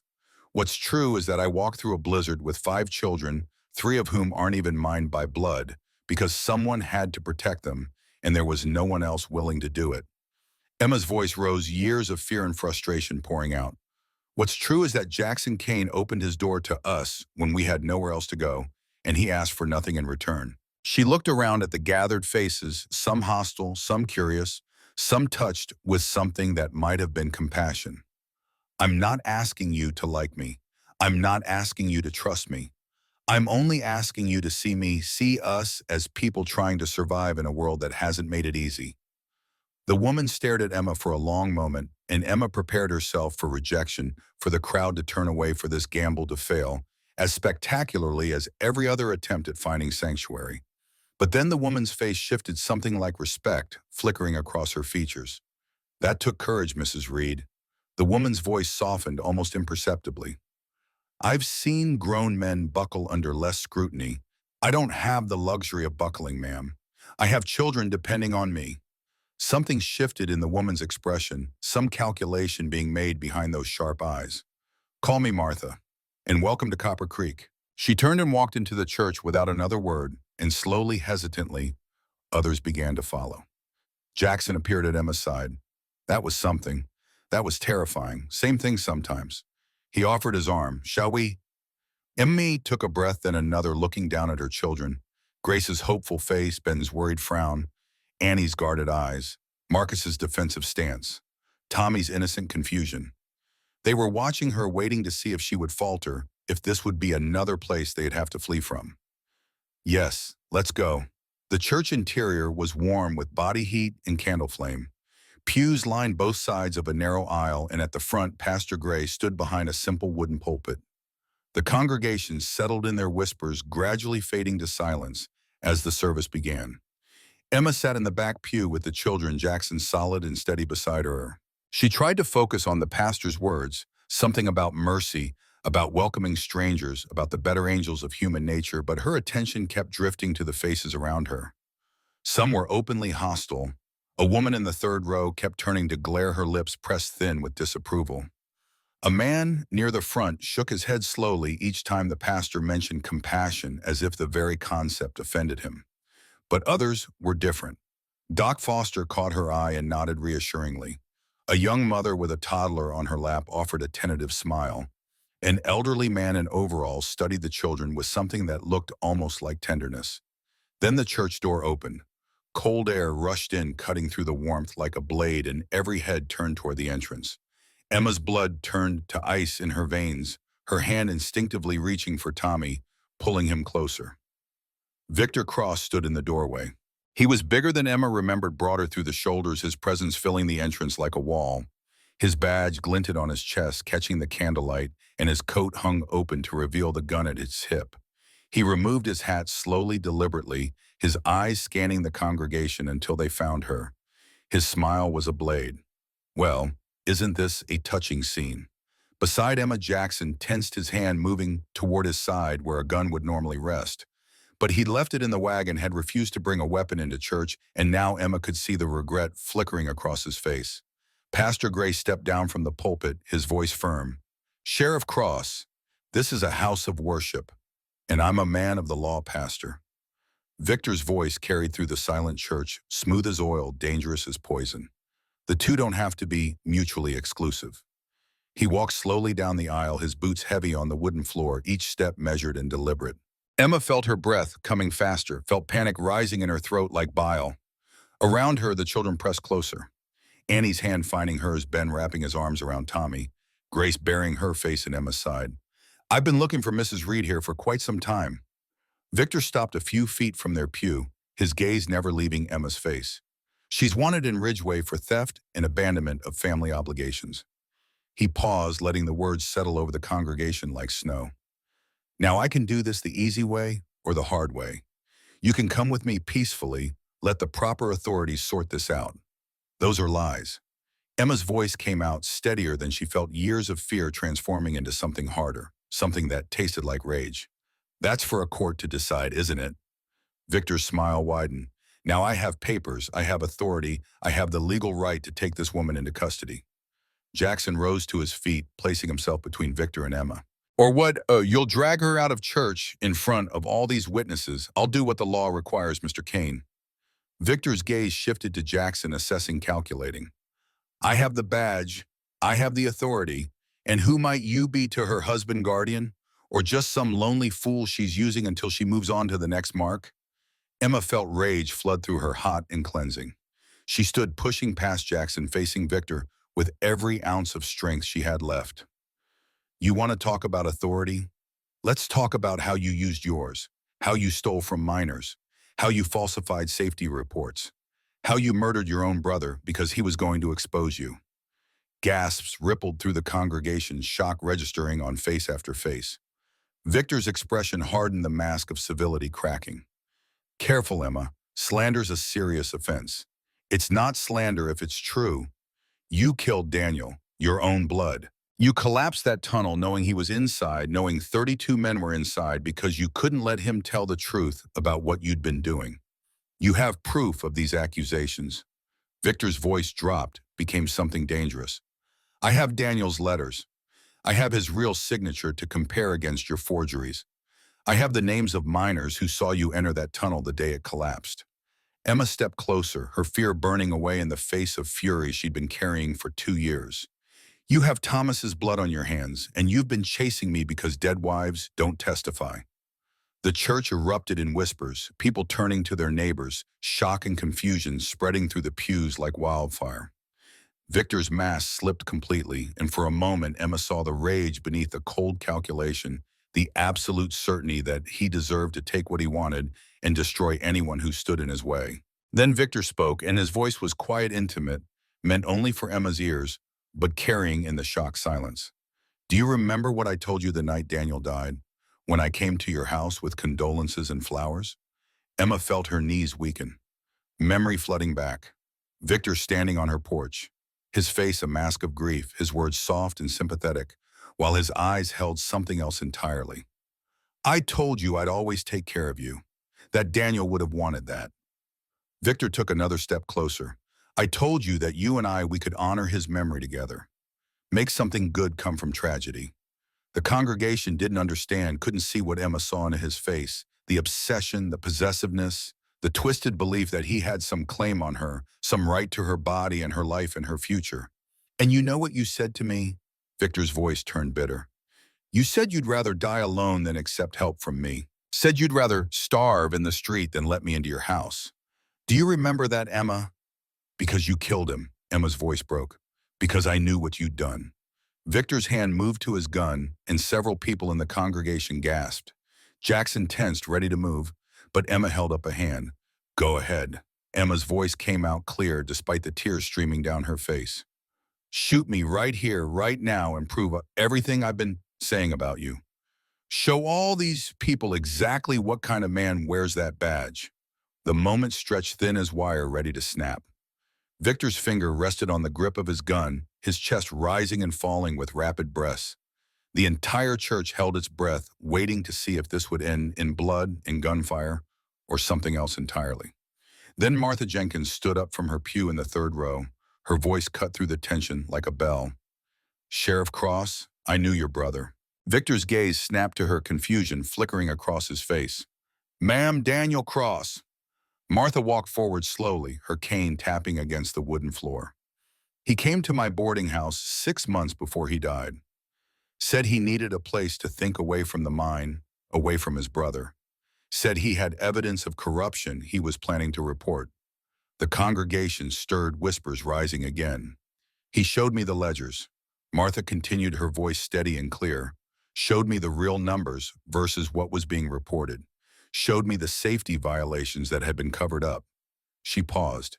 He asked me to hold on to copies, said if anything happened to him, I should give them to the territorial authorities.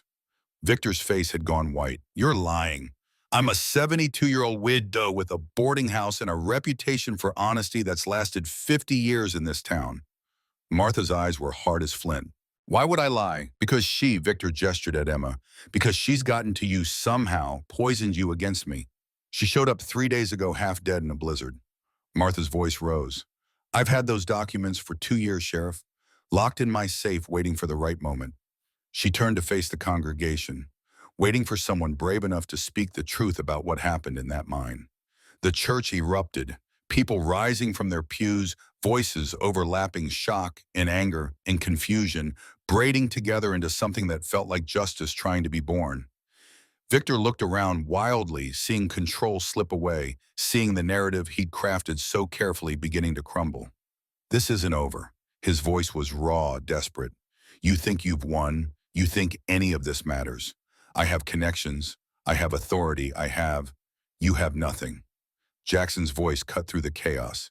You had power built on lies and fear, and now people see you for what you are. Victor's gaze swung to Jackson, and Emma saw murder in his eyes. Saw him calculating whether he could shoot his way out of this church, whether he could silence everyone who'd heard Martha's testimony. His hand twitched toward his gun. Don't, Doc Foster spoke from his pew, his voice calm but carrying authority of its own. There are 40 witnesses here, Sheriff. Whatever you do next, we'll all remember. Every newspaper from here to San Francisco will print the story. Victor's hand hovered over his weapon, the moment stretching impossibly thin. Then slowly his shoulders dropped. This isn't over, he repeated, but the fire had gone out of his voice, replaced by something hollow. I'll be back, with proper warrants, proper authority. You'll all answer for this. He turned and walked back down the aisle, his boots echoing in the silence. At the doorway he paused and looked back at Emma. I loved my brother. His voice cracked. Whatever you think of me, I loved him. Then why did you kill him? Emma's question was simple, devastating. Victor had no answer. He left the door slamming shut behind him and the church exploded into conversation. Emma's knees gave out. Jackson caught her before she hit the ground, sweeping her up as the congregation gasped and surged forward. "Doc, she's fainted. Bring her to the vestry." Foster pushed through the crowd. "Everyone back. Give her air. Give her space." Emma tried to protest, tried to say she was fine, but her voice wouldn't cooperate. The edges of her vision blurred, sounds fading to a distant hum. She felt Jackson's arms around her, heard his voice murmuring reassurances she couldn't quite make out. The last thing she saw before darkness took her was Annie's face, fierce and afraid and proud all at once. "You did it, Ma." Her voice seemed to come from very far away. "You did it." Then everything went quiet. When Emma woke, she was lying on a narrow cot in a small room, afternoon light filtering through a single window. Jackson sat beside her, his hand wrapped around hers, his face lined with worry. "Welcome back." She tried to sit up. He eased her back down. "Easy. Doc says you're exhausted." Body finally gave out after weeks of running on nothing but fear and stubbornness. "The children are fine." Martha Jenkins took them to her house for lunch. They're being fed more pie than any child should reasonably consume. A ghost of a smile touched his lips. "Annie's probably suspicious of the kindness, but Grace is in heaven." Emma almost laughed, but it came out as a sob instead. "Hey," Jackson's voice softened. "Hey, it's all right. You did something incredible today. You stood up to him. You got people to listen. And now he's going to come back angrier than before. Probably. But he'll be coming back against a town that's watching a town that's asking questions." Jackson squeezed her hand. "That's different than coming back against a woman alone." Emma turned her head to look at him, at this man who'd given her shelter and safety, and something that felt dangerously like hope. In the church, when Victor reached for his gun, why didn't you draw on him? Because that's what he wanted. A reason to shoot, a justification for violence. Jackson's jaw tightened. "I wasn't going to give him that. He could have killed you. He could have tried. But killing a man in front of a church full of witnesses is different than killing a man in a collapsed mine tunnel. Even Victor Cross knows that." Emma was quiet for a moment, processing everything that had happened. The confrontation, the revelations, Martha's testimony. Victor's face when he realized he'd lost control of the narrative. "What happens now?" "Now we wait. Pastor Gray's sending word to the territorial judge in Helena. If your evidence is as strong as you say, there'll be an investigation. Victor won't be able to sweep this under the rug anymore. And if the judge is in Victor's pocket, then we find another way." Jackson leaned closer. "But we don't stop fighting. You hear me, Emma? We don't stop." She reached up and touched his face, her fingers tracing the line of his jaw. "I'm so tired. I've been fighting for so long, I don't know if I have anything left." "Then rest. Let me carry the weight for a while. I can't ask you to." "You're not asking, I'm offering." He pressed his forehead to hers. "That's what this is, Emma. That's what we are. Two people who've been carrying too much alone, finally finding someone to share the load." Tears slipped down her temples into her hair.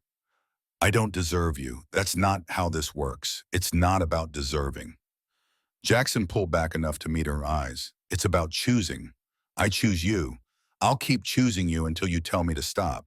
And if I never tell you to stop, then I reckon we've got a lot of choosing ahead of us." She laughed through her tears, and he smiled, that genuine smile that transformed his weathered face into something almost young. Okay, I choose you too." He kissed her forehead, gentle as a prayer. "Rest now. We've got a long road ahead." Emma closed her eyes, still holding his hand, and let herself drift. Outside, the day wore on. In Copper Creek, rumors spread faster than wildfire, carrying news of what had happened in the church. And somewhere, Victor Cross plotted his next move. But for now, in this small room with this steady man beside her, Emma felt something she'd almost forgotten how to feel. She felt safe. That night, Jackson returned to the ranch alone to tend the animals, while Emma and the children stayed at Martha Jenkins' boarding house. He moved through his evening routine on autopilot, feeding the horses, checking the water troughs, securing the barn against wind and cold. The familiar motion soothed something in him, grounded him after the chaos of the day. He was walking back to the cabin when he smelled it. Smoke. Not wood smoke from a chimney, but something thicker, darker wrong. Jackson ran. The barn was engulfed flames, climbing the walls and licking at the roof. His mare screamed from inside, a sound that cut through the night like broken glass. The milk cow bellowed, the chickens shrieked, and Jackson felt his heart drop into his stomach. He grabbed a bucket, filled it from the trough, and ran toward the flames. The heat seared his face, smoke filling his lungs, but he pushed forward, throwing water that evaporated before it even touched wood. Useless. The barn was lost. But the animals, Jackson grabbed a blanket from the fence, soaked it in the trough, wrapped it around his head and shoulders, and ran into the burning structure. The smoke was choking, blinding, but he knew this barn like he knew his own hands. He found the mare's stall, threw it open, slapped her hindquarters. She bolted past him out into the night. The cow was harder. She was panicking, ramming against her stall door. Jackson grabbed her halter, pulled with everything he had, and finally got her moving. She knocked him aside as she fled, but he didn't care. Just get out, get to safety. The chickens, there was no saving the chickens. The coop was already collapsed, flames consuming everything. Jackson stumbled back outside his lungs, burning, his eyes streaming, and watched 3 years of work collapse into ash and ember. On the fence post, he found another note, this one longer. You took what was mine. Now I take what's yours. This is just the beginning. Tell Emma that running only made it worse. Tell her that when I find her again, and I will find her, there won't be witnesses, won't be churches, won't be anyone to hear her scream.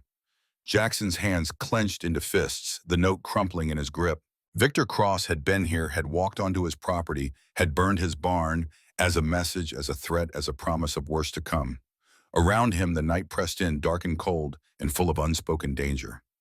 In the distance, he heard horses, multiple riders coming fast. Jackson grabbed his rifle and waited. The riders came into view through the smoke, 5 men on horseback, lanterns bobbing in the darkness. Jackson raised his rifle, his finger resting light on the trigger, watching as they approached. Then Pastor Gray's voice cut through the night, clear and familiar. Jackson, it's us. Don't shoot. Jackson lowered the weapon as the riders dismounted. Pastor Graydock Foster, the blacksmith, Thomas Reeves, and 2 farmers Jackson recognized from town, but whose names escaped him in his exhausted state. They took in the burning barn with grim faces, the flickering flames casting dancing shadows across their features. We saw the smoke from town. Gray's voice was tight. Came as fast as we could. It's too late. Jackson's throat was raw from smoke. Barn's gone. Got the mare and the cow out, but the rest, he gestured at the inferno. The rest is ash. The men stood in silence, watching 3 years of Jackson's labor collapse into ruin. Thomas Reeves finally spoke, his blacksmith's voice rough as gravel. This wasn't no accident. No. Jackson handed him the note. Victor Cross was here. Thomas read it, his jaw tightening, then passed it to the others. Each man's face grew darker as they absorbed Victor's words. The naked threat, the promise of Balens to come. We need to get word to Emma. Doc Foster moved toward his horse. She needs to know what happened, needs to decide if she wants to stay, or she's not running. Jackson's voice came out harder than he intended. We're done running, all of us. Gray studied him in the firelight, something like approval flickering across his face. Then we'd best get organized. Because if Victor Cross wants a war, he's going to find himself fighting a town instead of one woman. The men stayed through the night, keeping watch while the barn burned down to smoldering ruins. They took turns patrolling the property line, rifles ready, but Victor didn't return.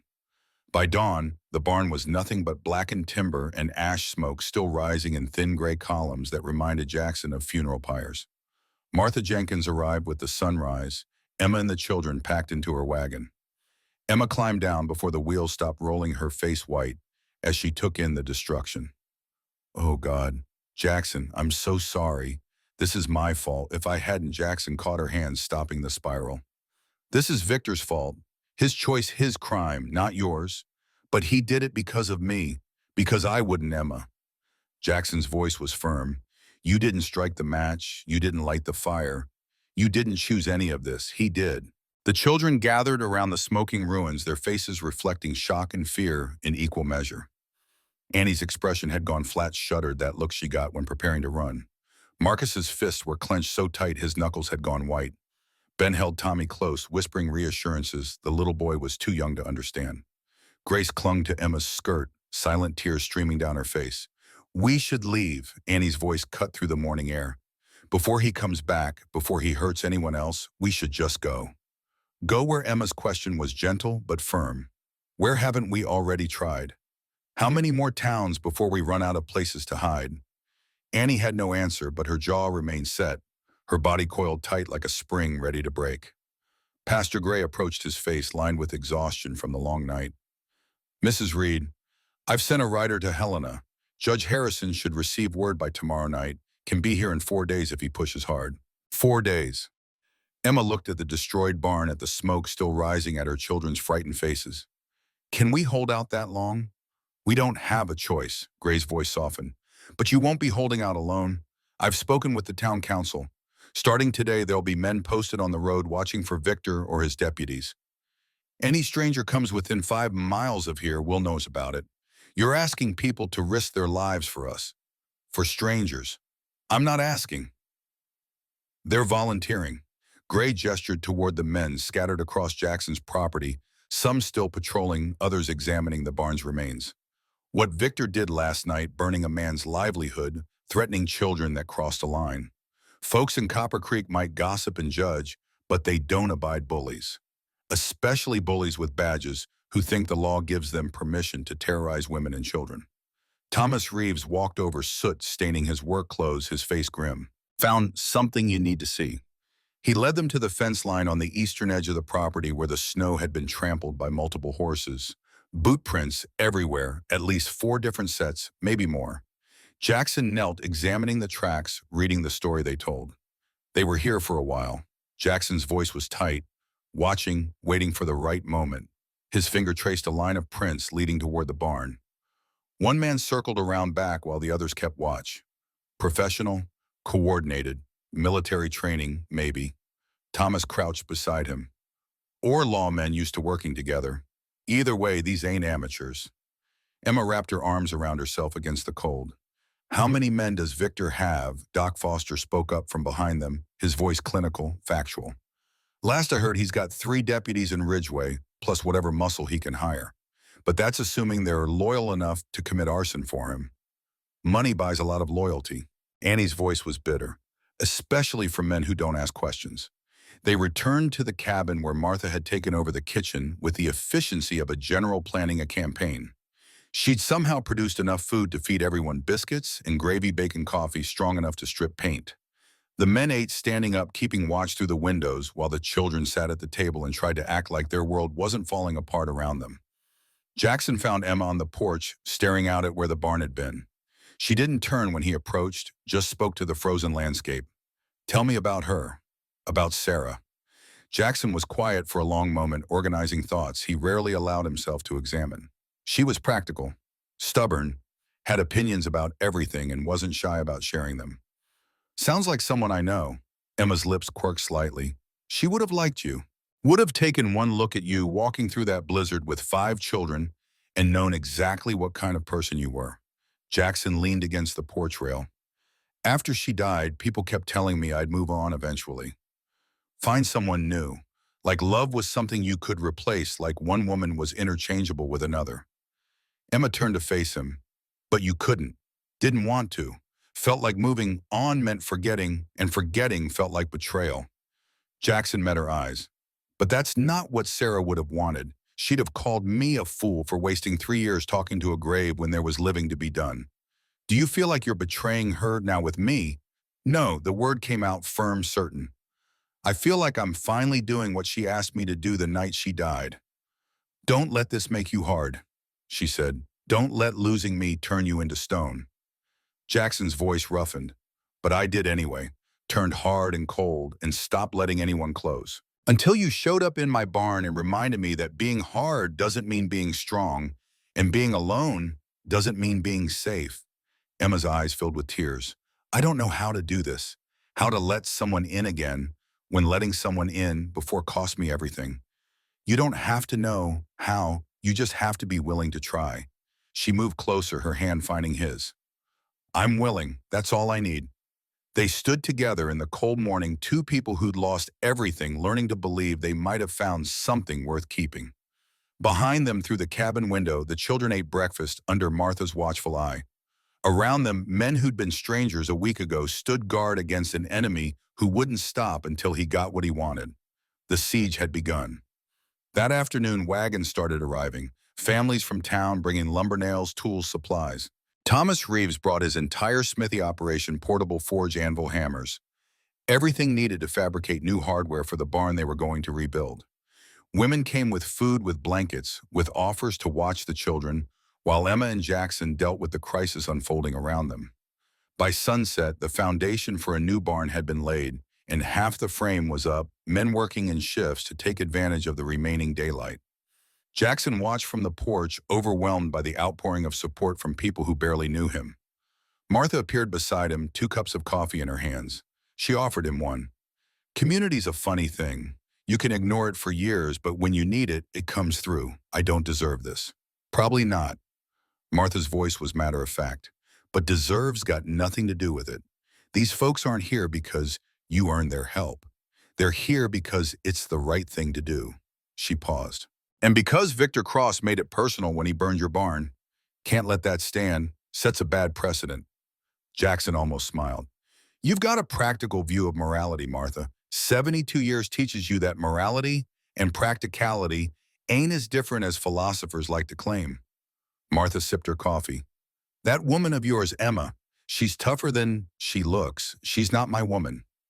Not yet, maybe, but you look at her like she is, and she looks at you the same way. Martha's eyes were sharp. Question is, what are you going to do about it? What can I do? There's a man with a badge and a gun hunting her. Until that's resolved, anything else is putting your life on hold until circumstances are perfect is a good way to run out of life before circumstances cooperate. Martha's voice turned gentle. Sarah wouldn't want you waiting, Jackson. She'd want you living. Jackson had no answer to that, but Martha's words burrowed into his chest and lodged there, uncomfortable and true. That evening, after the workers had gone home and the children were settled, Doc Foster pulled Jackson aside. His face was grave. We need to talk about Victor Cross. What about him? He's not just a corrupt sheriff covering his crimes. Foster's voice dropped. He's a man who lost everything in that mine collapse. His wife, Catherine, was bringing him lunch that day. She was 8 months pregnant. The tunnel collapsed with her inside. Jackson felt ice settle in his gut. Jesus, Victor dug for 3 days straight, trying to reach her. When they finally pulled her out, she'd been dead for hours. The baby, too. Foster's expression was grim. Daniel was the foreman who approved the crew going into that section, despite Victor's concerns about stability. At least, that's what Victor told everyone afterward. Emma said Daniel was going to report Victor for safety violations. That's what Daniel's letters say. But what if they're both telling partial truths? Foster leaned against the fence. What if the section was unstable and Victor knew it, but Daniel sent the crew in anyway because quotas had to be met? What if they're both responsible? But Victor's the only one left alive to carry the guilt. Jackson processed this new information, feeling the situation grow more complicated. You're saying Victor might not be a simple villain. I'm saying that grief and guilt can turn people into monsters without them even realizing it's happening. Foster's voice was quiet. Victor lost his wife, his child, and his brother in one catastrophic event. Maybe he blamed Daniel. Maybe he really believes Daniel was the corrupt one. Maybe the lies he's been telling have become truth in his own mind. That doesn't excuse what he's done. The forged documents, the threats burning my barn. No, it doesn't, but it might explain it. And understanding your enemy is the first step to defeating him. Foster met Jackson's eyes. Victor's not going to stop because he thinks he's right. He thinks he's the one seeking justice. In his mind, Emma's the villain who's keeping him from closing a chapter that's been destroying him for 2 years. Jackson looked toward the cabin, where lamplight glowed warm through the windows. Emma sat inside with Annie, helping the younger children with their letters. She looked up and caught his eye through the glass, offering a small smile that made his chest tight. What do I do with that information? You use it.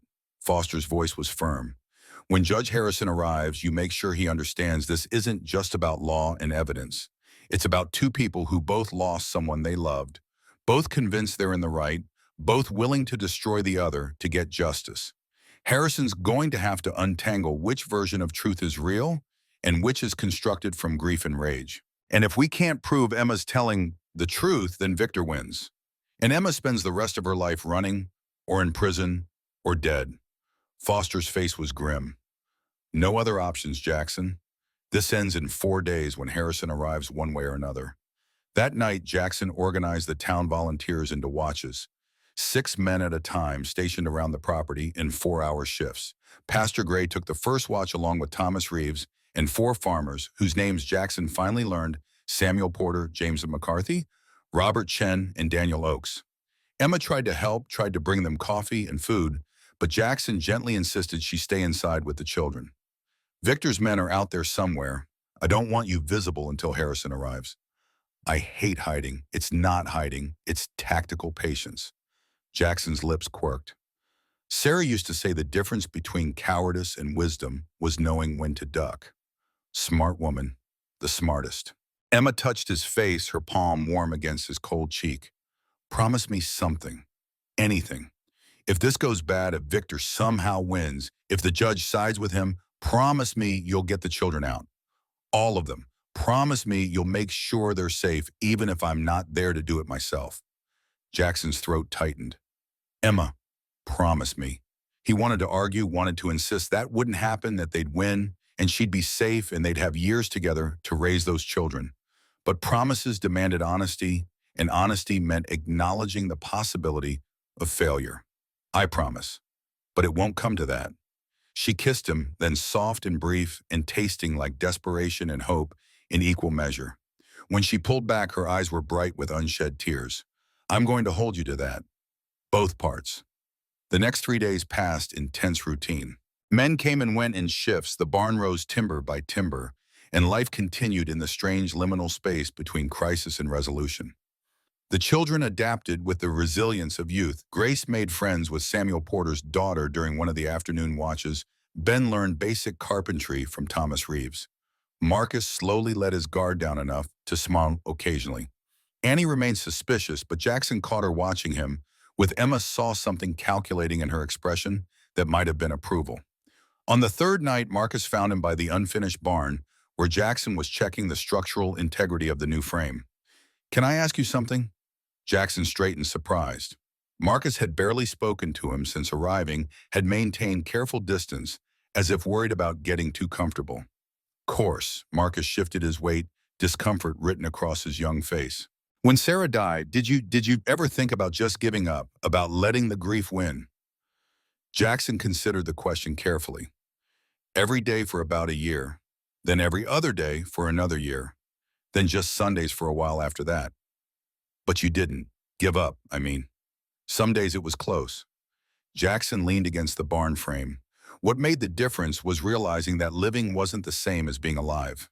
I could breathe and eat and sleep and go through motions forever, but that wasn't what Sarah wanted for me. She wanted me to live with all the want and pain and messiness that came with it. Marcus was quiet for a long moment. My stepfather used to tell me I was worthless, that my real father left because he couldn't stand me, that I wasn't worth the food I ate or the space I took up. Jackson felt rage build in his chest, but he kept his voice level. Your stepfather was wrong. How do you know you barely know me? I know Emma wouldn't have taken you in if you were worthless. I know you protect the younger kids without being asked. I know you work harder than anyone gives you credit for. Jackson met the boy's eyes. And I know what it's like to believe the worst things people say about you and forget all the good things you never let yourself hear. Marcus's eyes reddened, but he blinked hard. Emma says we're going to be okay. That Mr. Kane, that you won't let anything happen to us. I'll do everything in my power to keep you safe. Jackson's voice was firm. That's not the same as promising nothing bad will ever happen. Life's got a way of bringing hard things whether we're ready or not. But I can promise you won't face them alone. That's enough. Marcus's voice was thick. That's more than I had before. They stood together in the darkness, man and boy, both carrying wounds that might never fully heal, but had at least stopped bleeding. Above them, stars wheeled across the Montana sky, indifferent and beautiful and constant. On the fourth morning, 2 riders appeared on the eastern ridge. The lookouts called warning, rifles raised, but Jackson recognized one of the horses Pastor Gray's gelding. He lowered his weapon and waited as they approached. Gray dismounted, first, his face grave. Behind him came a man Jackson didn't recognize. 50s, iron gray hair, eyes that missed nothing. He wore a judge's bearing, like a uniform authority radiating from every movement. Jackson Kane. The man's voice was clipped professional. That's me. Judge Marcus Harrison from Helena, I received Pastor Gray's message. I understand there's been trouble. Jackson almost laughed at the understatement. That's one way to put it, Your Honor. Harrison's gaze moved past Jackson to the cabin where Emma had appeared in the doorway, the children clustered behind her. That's Mrs. Reed, yes, sir. And the children, hers. All of them, blood or not. Harrison studied them for a long moment, his expression unreadable. Then he turned back to Jackson. I've reviewed the preliminary evidence Pastor Gray provided, letters, ledgers, witness statements. He paused. I've also received communication from Sheriff Victor Cross detailing his version of events. They don't match. No, sir, they wouldn't. Which creates a problem. Harrison dismounted, his movements deliberate. I'm here to conduct an official hearing. Both parties will present evidence. Both parties will be given opportunity to speak. And then I'll make a determination about how to proceed. He met Jackson's eyes. But I need to be clear about something. If I find that Mrs. Reed is guilty of the charges against her, I'll take her into custody. No amount of community support will change that outcome. The law is the law, understood. Jackson's jaw was tight. Good, then let's proceed. Harrison gestured toward the cabin. I'll need to speak with Mrs. Reed privately first, then examine the evidence she claims to have. After that, I'll hear from Sheriff Cross. Victor's here. Jackson's hand moved instinctively toward his gun. He arrived in town last night, staying at the boarding house under my supervision. Harrison's voice was firm. There will be no confrontations, no violence, no vigilante justice. This will be resolved through proper legal channels or not at all. Jackson wanted to argue, wanted to point out that proper legal channels had failed Emma every time she tried to use them. But Harrison's face made clear that argument would be futile. Yes, sir. The hearing would convene at noon in the church neutral ground where both sides could present their case. Jackson watched Harrison and Gray ride back toward town, then turned to find Emma standing beside him. This is it. Her voice was barely a whisper. Everything comes down to the next few hours. You already know, but I'm doing it anyway. That's what courage looks like. Jackson took her hand, not being unafraid, just being afraid and doing it anyway. She squeezed his fingers. Whatever happens, thank you. For everything, don't talk like it's over. It's not over until Harrison makes his decision, and even then, Jackson. Emma's voice was firm. I need to say this now in case I don't get another chance. You gave me hope when I thought I'd run out. You gave my children safety when no one else would. You stood between us and danger without asking for anything in return. She paused. If this goes bad, if I lose, I need you to know that these past few days were the first time in 2 years I remembered what it felt like to not be afraid every second. You did that. You. Jackson pulled her close, pressing his face into her hair, breathing in the scent of soap and coffee and something uniquely her. I love you. The words came out rough, raw, but true. I didn't plan to, didn't want to risk it, but I do. I love you, Emma Reed. She pulled back just enough to see his face. I love you too. It feels too soon, feels impossible given everything, but I do. They kissed there in the cold morning, surrounded by half-finished barn and watchful men and children who depended on them. They kissed like people who understood that tomorrow was never promised, that now was all anyone ever really had, that love didn't wait for convenient timing. When they broke apart, the sun had fully risen, burning away the morning mist. In 6 hours, Emma would face Victor Cross across a church floor. In 6 hours, a judge would decide her fate and the fate of 5 children who'd already lost too much. But for now, for this stolen moment, they had each other. And against all odds, against every logical reason to despair that felt like enough, the church filled slowly, people arriving in clusters like storm clouds gathering before thunder. Emma sat in the front pew with Jackson on one side and Martha Jenkins on the other. The children arranged behind them in a protective formation that Annie had orchestrated without being asked.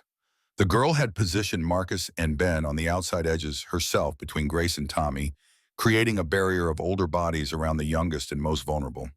Judge Harrison sat behind Pastor Gray's pulpit, transformed now into a makeshift bench, papers spread before him in organized stacks.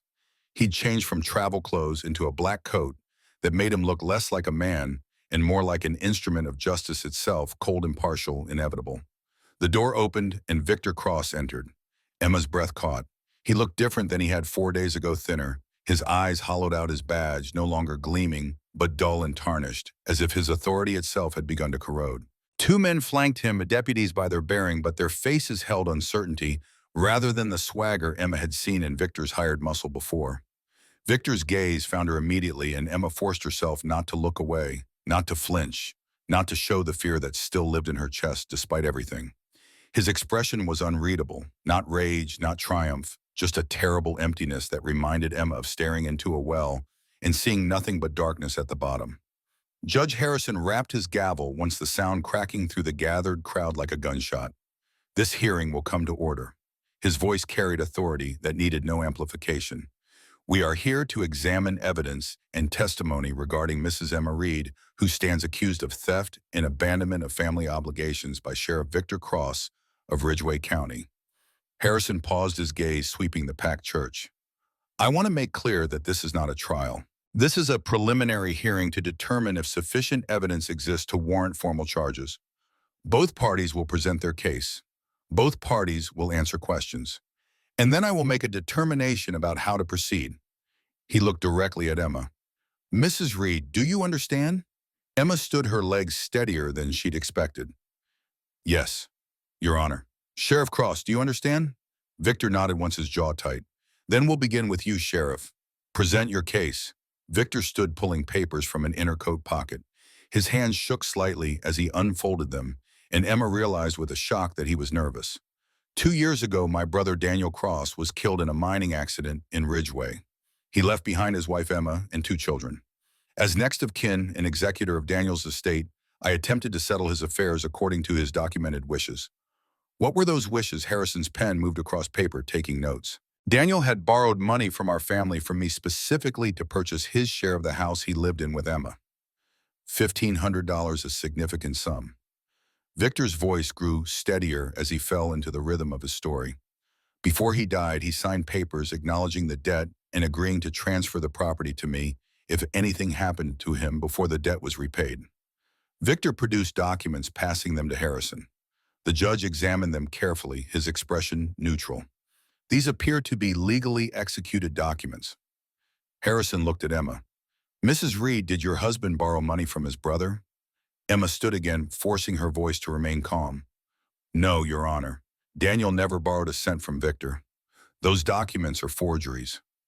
Can you prove that Emma opened her own folder with hands that trembled despite her best efforts? I have our marriage certificate signed by Daniel. I have letters he wrote to me over the years of our marriage. I have his will executed 2 years before his death. She passed the papers forward. Your Honor, if you compare the signatures, you'll see they're different hands entirely. Harrison studied the documents for what felt like an hour, but was probably 5 minutes. His face gave nothing away.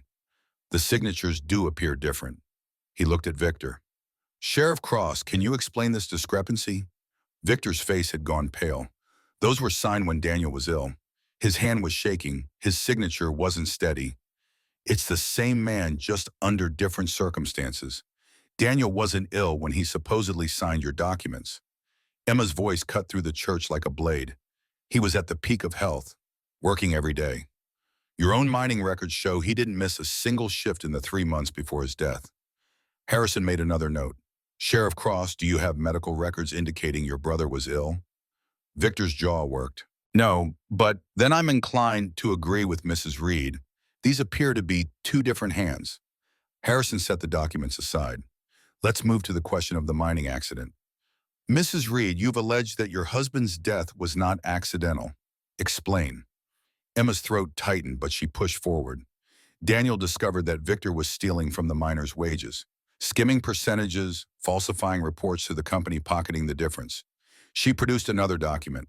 This is a copy of the real ledger, the one Daniel made before he confronted Victor. It shows the actual amounts paid versus what was reported. Harrison examined it. And you're saying Sheriff Cross had motive to silence your husband? Daniel told me he was going to report Victor to the territorial authorities. Emma's voice shook. He wrote letters detailing everything. He planned to mail them the day after he died. I have those letters, unsent but dated and signed. She passed them forward, and Harrison read slowly, his expression darkening with each page. These are serious allegations, Sheriff Cross. How do you respond? Victor stood, and Emma saw his mask crack completely. His voice came out raw, damaged. My brother died because he sent 32 men into an unsafe tunnel to meet quotas. I warned him that section wasn't stable. I told him to wait for proper support beams. He ignored me because the company was breathing down his neck about production numbers. That's not true. Emma's voice rose. Daniel kept meticulous safety records. He would never have your honor. Victor's interruption was sharp. May I speak? Harrison nodded once. Daniel wasn't the saint Emma makes him out to be. Victor's hands clenched into fists. He cut corners. He pushed men too hard. And when that tunnel collapsed, it didn't just kill him. It killed my wife, Catherine. She was 8 months pregnant, bringing him lunch, and she died in the rubble because Daniel Cross was too proud to admit he was wrong about structural integrity. The church erupted in whispers, shock rippling through the congregation. Emma felt the ground shift beneath her feet, her certainty cracking. She'd known about Catherine, known Victor had lost his wife, but she'd never considered. You're saying your brother was responsible for your wife's death? Harrison's voice cut through the noise. I'm saying we were both responsible. Victor's voice broke. I was skimming wages because the company wasn't paying fair prices for ore. I was trying to keep the mine profitable, keep men employed. Daniel found out and threatened to destroy everything rather than work with me to find a solution. We fought. I said things I regret. And then the tunnel collapsed, and everyone I loved was dead, and the only person left to blame was standing in front of me, telling me it was all my fault. Emma felt tears streaming down her face, not for Victor, but for the terrible complexity of what had happened, the way tragedy had twisted two brothers against each other until both believed they were right and both were destroying themselves to prove it. But that doesn't excuse what you did after. Emma forced the words out. You forged documents. You threatened me. You burned Jackson's barn. You hunted me across 4 territories with 5 children who'd done nothing wrong, because you were going to destroy the last thing I had left.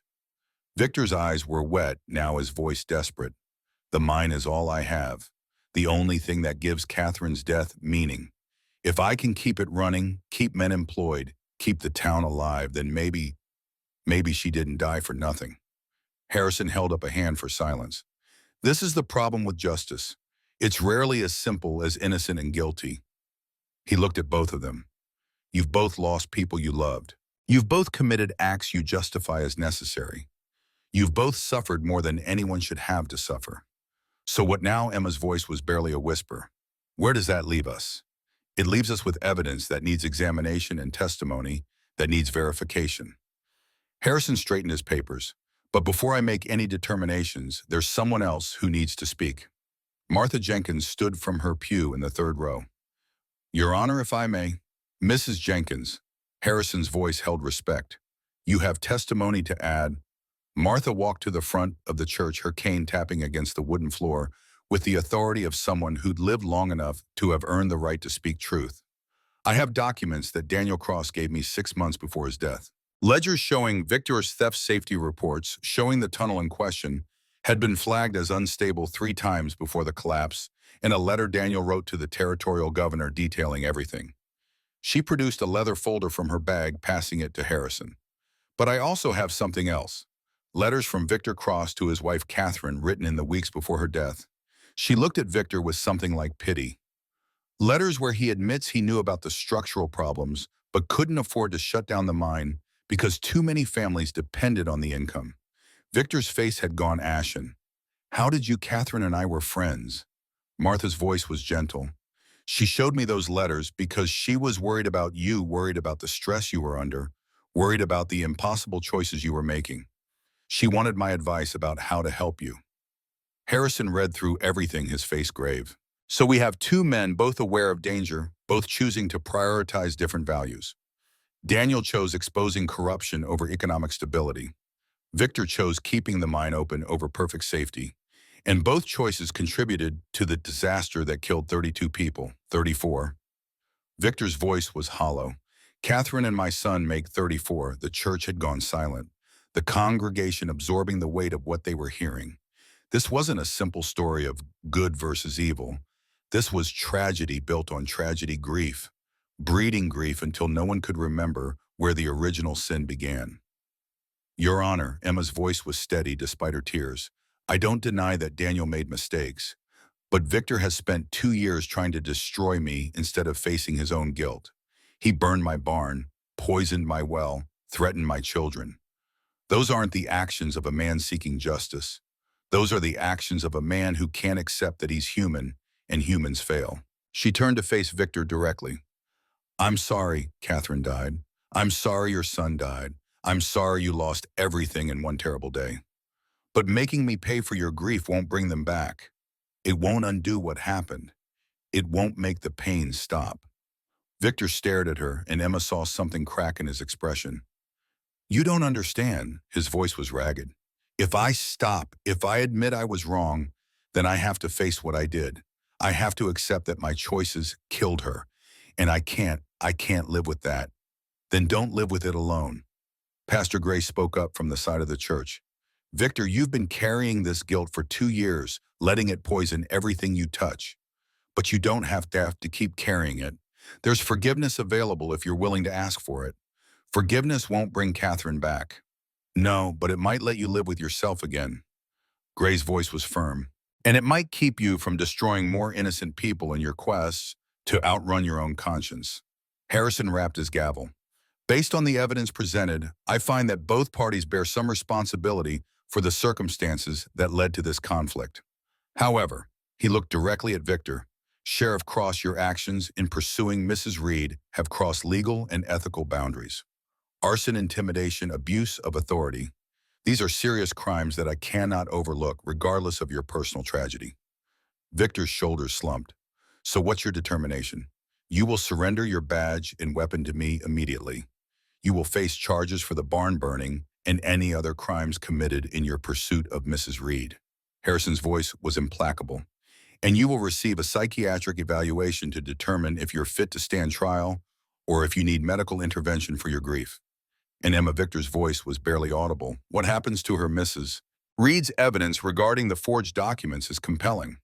Her actions in fleeing with the children, while unorthodox, were reasonable given the circumstances and your pursuit. Harrison looked at Emma. You're free to go, Mrs. Reed. No charges will be filed. The children remain in your custody. Emma's knees buckled. Jackson caught her holding her upright as relief crashed through her body like a wave. It's over. She couldn't quite believe it. It's really over. Not quite. Victor's voice was different now, empty of anger, hollow with resignation. I need to say something. Harrison gestured permission. Victor turned to face Emma, and she saw tears streaming down his face. I'm sorry. For everything. For the threats, the fire, the fear I put you and those children through. You were right. None of it brought Catherine back. None of it made the pain stop. It just spread the poison to more people. Emma wanted to hate him, wanted to refuse his apology, wanted him to suffer as she'd suffered. But looking at his broken face, she saw only another person destroyed by grief and hate felt too heavy to carry anymore. I accept your apology, her voice was thick. But you need to accept that you can't undo the past by destroying the future. You need to get help, Victor. Real help, I know. Victor turned to Harrison. I'll surrender my badge. I'll face whatever charges you bring. I'll do the evaluation. He looked at Emma one more time. Tell those children I'm sorry they were caught in the middle of something that had nothing to do with them. I will. Harrison stood gathering his papers. This hearing is concluded. Sheriff Cross, you'll come with me. Mrs. Reed, you're free to go. He paused. And to everyone here, let this be a lesson about the cost of letting grief turn to rage. Judge fairly, show mercy when you can. And remember that behind every conflict are human beings carrying more pain than anyone can see.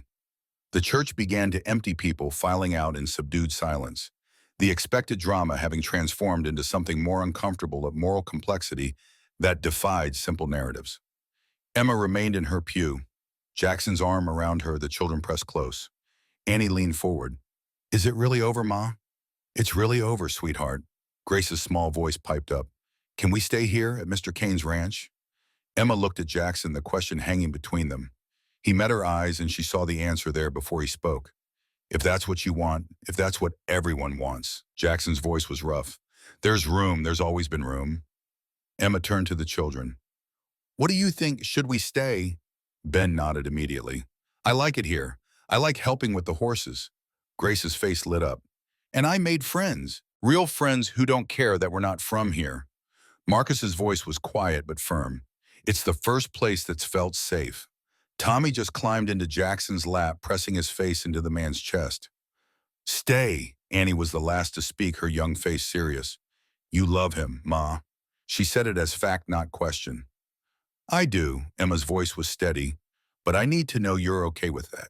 All of you, because we're a family, and family makes these decisions together. Annie looked at Jackson for a long moment, assessing, calculating, weighing. Then slowly she nodded. He's good. He won't hurt us. And he makes you smile again. She paused. Yeah, I'm okay with it. Emma felt tears spill over, but these were different tears, not fear or grief, but relief and joy, and the overwhelming sense that maybe finally they'd found a place to belong. Outside, the afternoon sun broke through clouds, casting long shadows across the snow. Victor Cross rode out of town in the back of a wagon flanked by two of Judge Harrison's men, heading toward Helena to face whatever justice awaited him. He looked back once at the church, his face a mask of loss and resignation, and Emma felt something twist in her chest. That wasn't quite pity, but wasn't quite satisfaction either. Just sadness for everyone who'd been broken by the mine collapse.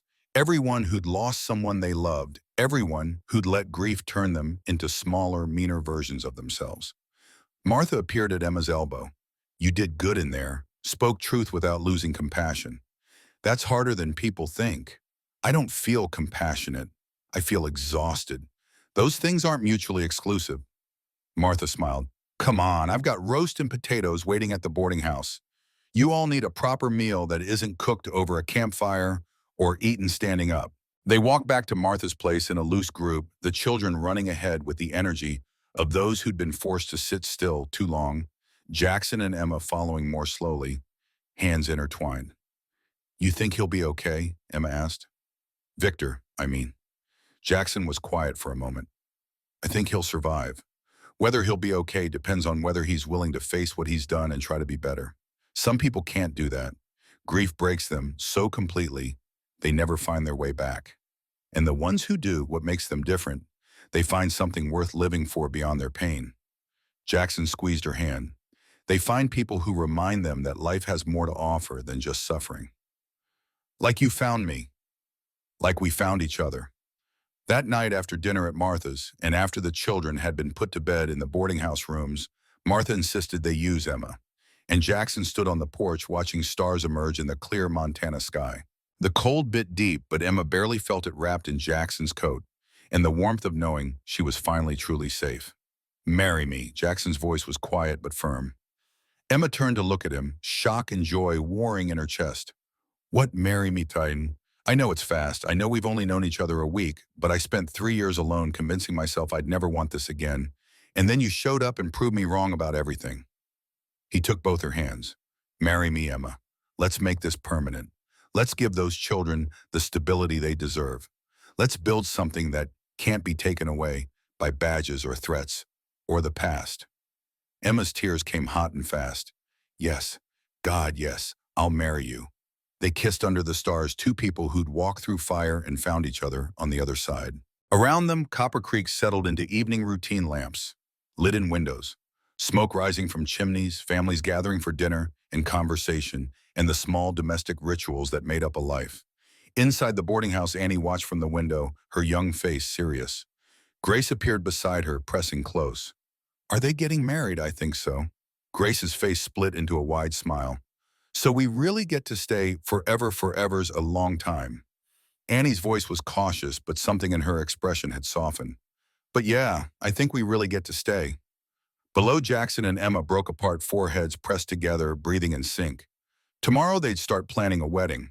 Tomorrow they'd figure out how to merge two fractured families into one whole.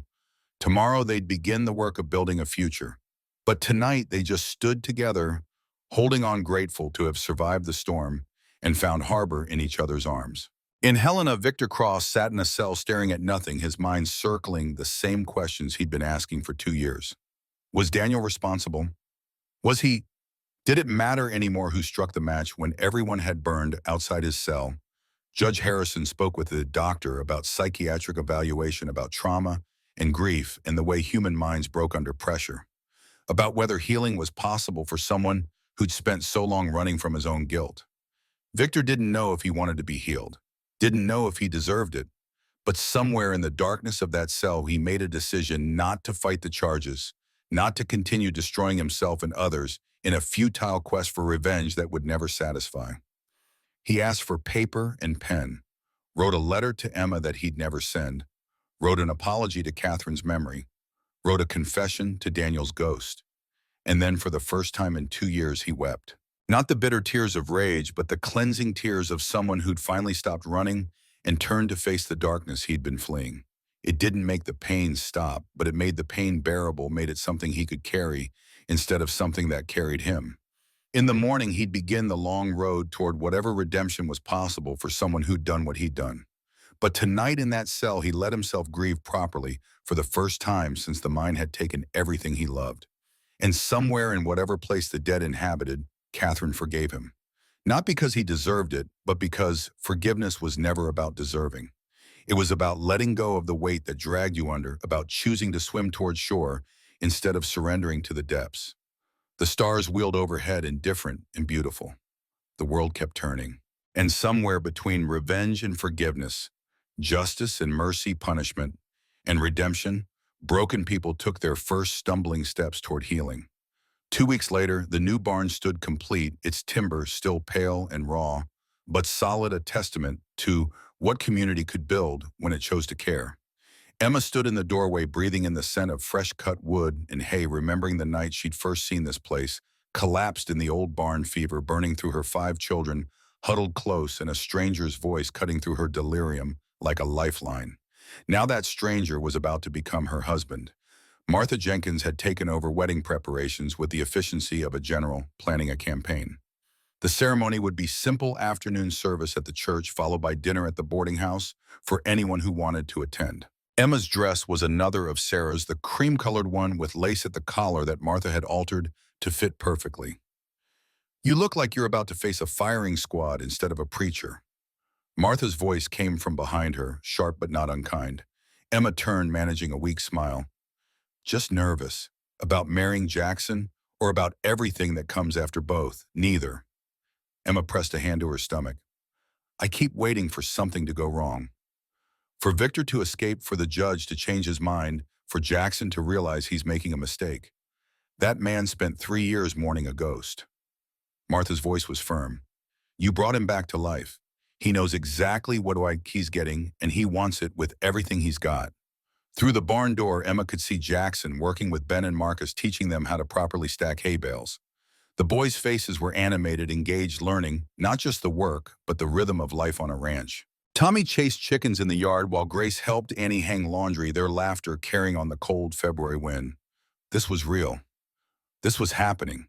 Emma was about to marry a good man and give her children the stable home they'd been searching for across 4 territories. A rider approached from the east, and Emma's hand went instinctively to her side where a gun used to rest. But it was only Pastor Gray dismounting with a package in his hands. "Mrs. Reed, this came for you this morning. Express courier from Helena." Emma's blood went cold. Helena meant Judge Harrison. Helena meant Victor. She took the package with trembling hands, her name written across the front in handwriting she didn't recognize. Gray's voice was gentle. "Want me to open it?" "No." Emma squared her shoulders. "Whatever it is, I can handle it." Inside were 2 items, an official document from Judge Harrison in a sealed letter. Emma read the document first, her eyes scanning the legal language until she found what mattered. Victor Cross had been declared mentally unfit to stand trial due to severe psychological trauma and grief-induced psychosis. He'd been remanded to a psychiatric hospital in Helena for treatment. His badge permanently revoked, his right to practice law enforcement terminated. The criminal charges for arson and intimidation remained on record, but would be suspended pending successful completion of treatment. If he made sufficient progress, he'd be released under strict supervision. If he didn't, he'd remain institutionalized indefinitely. Emma should have felt triumph. Instead, she felt only tired relief that the threat was neutralized, tempered by sadness for everyone the mine collapse had destroyed. The second letter was from Victor himself, his handwriting shaky but legible. "Emma, I don't expect forgiveness. I don't deserve it. But I need you to understand something that I only realized after Judge Harrison ordered the psychiatric evaluation. When Catherine died, something in me broke so completely that I couldn't see straight anymore. Every time I looked at your face, I saw Daniel. Every time I thought about the mine, I saw Catherine's body being pulled from the rubble. My grief became rage and my rage became obsession, and before I knew it, I'd spent 2 years hunting you when what I was really hunting was a way to make the pain stop. The doctors here say I have what they call complicated grief, that I never processed Catherine's death properly, never allowed myself to mourn, because mourning meant accepting that she was gone and I couldn't protect her. So I turned my guilt outward, made you the villain of my story because facing my own culpability was too painful. I'm telling you this not to excuse what I did, but to explain it. You deserve better than to be hunted by a broken man who couldn't face his own demons. Your children deserve better than to be terrorized because I was too cowardly to grieve properly. I'm getting help now. Real help. I don't know if I'll ever be the man I was before the collapse, but I'm trying to be someone who can live with what happened without destroying everyone around me. There's a fund, Catherine's life insurance, and my savings. I've instructed my lawyer to establish it as a trust for your children's education. It's not enough. Nothing could be enough, but it's something. A start toward making amends for the damage I caused. Take care of those children, Emma. Give them the life they deserve. And if you can find it in yourself to forgive me someday, not today, maybe not for years, I'd be grateful. But if you can't, I understand that too. I'm sorry for everything. Victor Cross. Emma read the letter twice, tears streaming down her face. Not for Victor exactly, but for the waste of it all. 2 years of running that could have been avoided if he'd sought help after Catherine's death, if someone had recognized his breakdown, if grief counseling had been available in a place like Ridgeway. Jackson appeared at her side, reading her face before the words came out. What is it? She handed him the letter. He read in silence, his jaw tight, but when he looked up, his eyes held the same complicated sadness Emma felt. He's getting help and paying for the children's education. Emma's voice was thick. It doesn't undo what he did, but it's something. Jackson folded the letter carefully. More than most men in his position would offer. Do you think he can get better, really better? I don't know. Jackson pulled her close. But I know he's trying, and trying counts for something. More than giving up anyway. Emma pressed her face into his chest, breathing in the scent of hay and horses and home. I don't want to think about Victor today. Today I want to marry you and give our children a family and start building something good instead of running from something bad. Then that's what we'll do. Jackson kissed the top of her head. Everything else can wait. The ceremony was simple, beautiful in its simplicity. Emma walked down the aisle with Annie on one side and Grace on the other, Ben and Marcus and Tommy trailing behind like an honor guard. The church was packed. The entire town had turned out, people who'd been strangers 2 weeks ago, now invested in this love story born from crisis. Pastor Gray's words were brief but powerful, speaking about second chances and chosen families, and the way love could bloom in the most unlikely circumstances. Jackson's hands were steady as he slipped the ring onto Emma's finger. Sarah's ring, which he'd asked Emma's permission to use, which Emma had accepted because it felt right to honor the woman who had shaped Jackson into someone capable of opening his heart again. Emma's own vows caught in her throat, emotion overwhelming her, but she pushed through. I promise to stand beside you in joy and sorrow, to build a home worthy of the children we're raising, to honor your past while creating our future, to choose you every day for as long as we both live. Jackson's eyes were bright with unshed tears. I promise to protect you and these children with everything I have, to be worthy of the trust you've placed in me, to make Sarah proud of the man I'm becoming, and to love you with the kind of love that doesn't count cost or demand perfection, just shows up every day and tries its best. When Gray pronounced them married, the church erupted in applause. Emma kissed Jackson with the feeling of coming home after years of wandering, of finding harbor after endless storms. The children pressed close, and for the first time in 2 years, Emma felt completely, utterly safe. The dinner at Martha's was loud and chaotic and perfect. Children ran between tables, adults laughed and told stories, and somewhere between the main course and dessert, Annie appeared at Emma's elbow. Can I talk to you? Outside? Emma followed her onto the porch, worry flickering. What's wrong? Nothing's wrong. Annie's voice was softer than Emma had ever heard it. I just, I wanted to say something before I lose my nerve. Emma waited, giving the girl space to find her words. I've been calling you Ma for months now, since Kansas, maybe longer.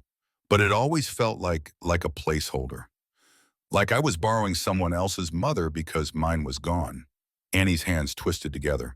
But today, watching you marry Jackson, watching you choose this family, the same way we're choosing you, I realized it's not borrowing. You are my mother, not by blood, but by choice. And choice is stronger. Emma's throat closed up, tears spilling over. So I wanted to ask permission. Annie looked up, her young face vulnerable in a way Emma rarely saw. Can I call you Mom? Not Ma like it's temporary, but Mom like it's permanent, like you're mine and I'm yours, and that's never going to change. Emma pulled her into a fierce embrace. Yes, God, yes. You've been my daughter since the day I found you stealing bread at that depot. I've just been waiting for you to realize it. Annie's composure shattered. She buried her face in Emma's shoulder and sobbed, not sad crying, but the release of years of holding herself together, of being strong when she needed to be soft, of protecting her heart, when what she really wanted was to let someone in. I love you, Mom. The words sounded strange on Annie's tongue, unfamiliar, and new and perfect. I love you too, sweetheart. Emma held her tight. Forever and always. You're mine now. All of you are mine. They stood together in the cold Montana evening, mother and daughter by choice, and Emma felt something settle in her chest that had been restless for years. This was what home felt like. Not a place, but people who chose to stay even when leaving would be easier. Later that night, after the celebration ended and the children were settled at Martha's for one more night, giving Jackson and Emma privacy for their wedding night, Emma found Jackson standing by Sarah's grave beneath the old pine tree. The moon was full, casting silver light across the snow, making the carved headstone stand out stark and beautiful. Jackson knelt, his hand resting on the cold stone, his voice too low for Emma to hear from where she stood at the edge of the trees. She almost retreated, gave him privacy for this moment, but something made her stay, made her witness. I brought someone to meet you, Jackson's voice carried now clear into the cold night air. Her name's Emma. She's got 5 children. 5, Sarah, can you imagine? And she's brave and strong and nothing like you, but somehow perfect anyway. He paused and Emma saw his shoulders shake. I thought loving her meant forgetting you. Thought I had to choose between honoring your memory and building a future. But Emma helped me understand something. He laughed, the sound wet with tears. She helped me understand that you'd be furious with me for thinking that way. You'd tell me I was being a fool, that love doesn't run out just because you give it to someone new. Emma pressed a hand to her mouth, silent tears streaming down her face. So I'm here to tell you I'm letting go. Not of you, never of you, but of the grief that's been keeping me frozen for 3 years. Jackson's voice broke. I'm going to marry this woman. I did marry her, actually, this afternoon. And I'm going to raise these children, and I'm going to live the life you wanted me to live after you were gone. The one full of balm and mess and people who need me. He stood slowly, his hand trailing across the headstone one last time. Thank you for 20 years of happiness. Thank you for teaching me what love looks like. And thank you for letting me go. Jackson pressed his forehead to the cold stone. I'll come visit sometimes, tell you about the kids, bring flowers in spring. But I won't come to hide anymore. Won't come to avoid living. I'll come because I want to share good news with someone I loved, not because I'm too scared to move forward.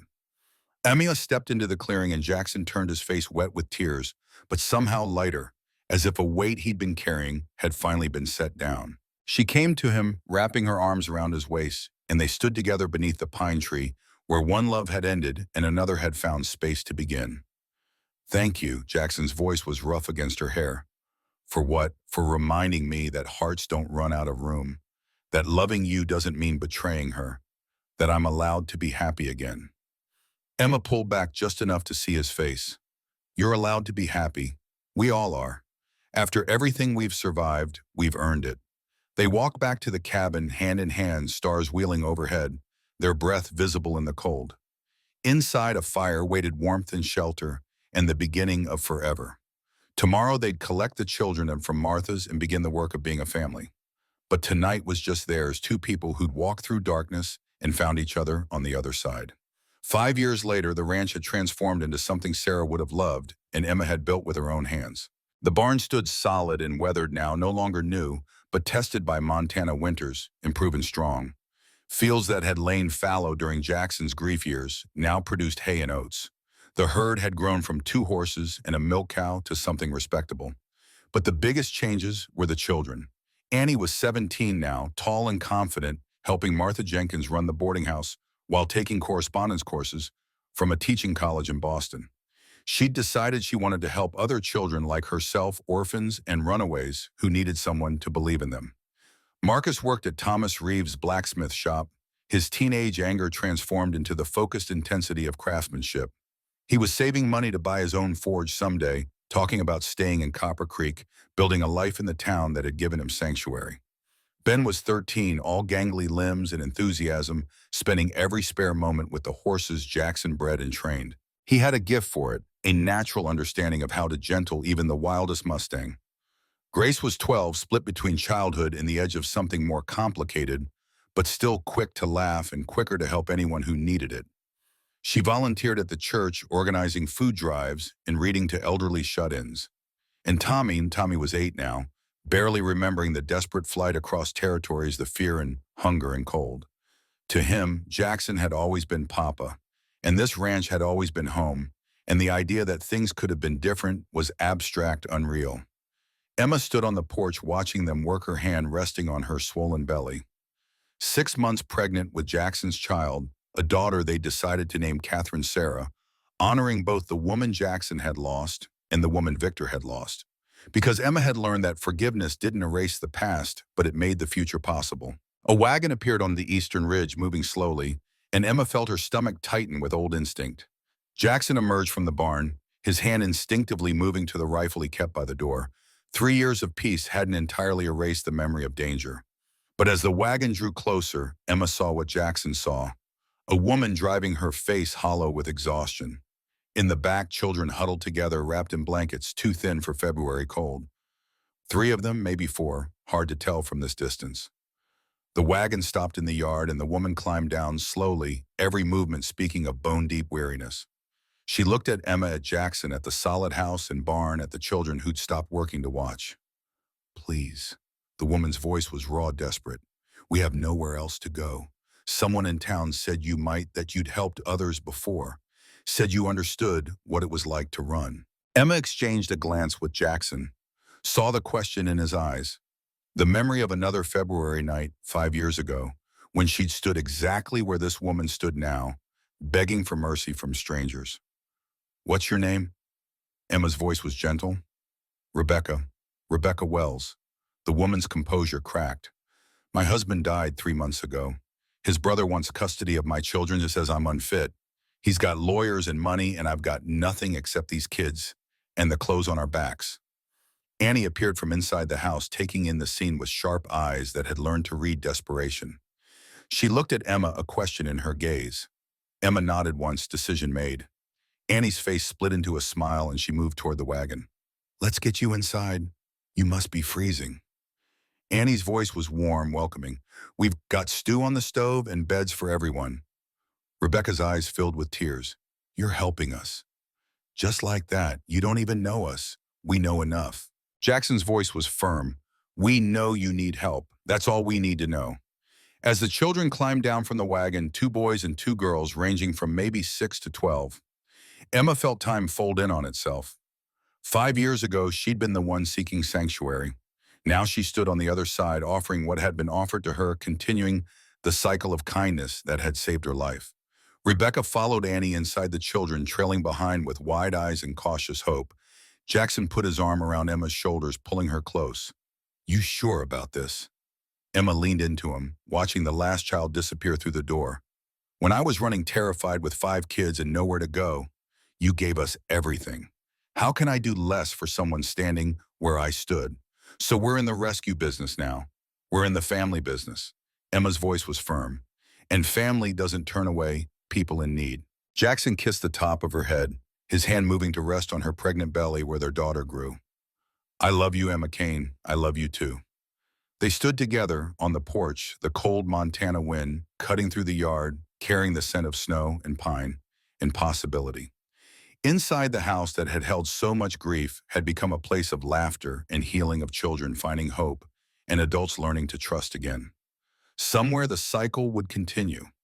Rebecca would find her feet, her children would find stability, and someday they'd be the ones offering shelter to the next desperate soul who arrived with nothing but need. This was the legacy Sarah had left, and Emma had carried forward not wealth or property, but the simple, radical act of opening doors when the world insisted they stay closed, of seeing humanity in strangers, of believing that broken people could heal if given the space and time and love to do it. The stars emerged as darkness fell, countless points of light scattered across velvet sky. Tomorrow would bring its own challenges, its own joys and sorrows and complications. But tonight there was warmth and safety, and the knowledge that home wasn't a place you found, it was something you built, one act of courage at a time, one open door, one offered hand, one whispered promise that you're not alone anymore. The barn door swung open in the wind, and Jackson moved to secure it. Emma followed, and together they walked across the yard they'd defended, past the grave they'd honored, toward the shelter they'd created from ashes and hope, and the stubborn belief that kindness was never wasted even when, especially when it cost everything you had to give. Because in the end, that's what love was. Not the easy affection of convenient circumstances, but the hard choice to show up for people who needed you to build something worth protecting, to transform fear into sanctuary and strangers into family. Emma Kane had learned that lesson in a barn 5 years ago. Now she'd spend the rest of her life teaching it to everyone who found their way to her door. The light in the window burned warm and steady, a beacon in the darkness, promising shelter to anyone brave enough to ask. And in the years to come, many would.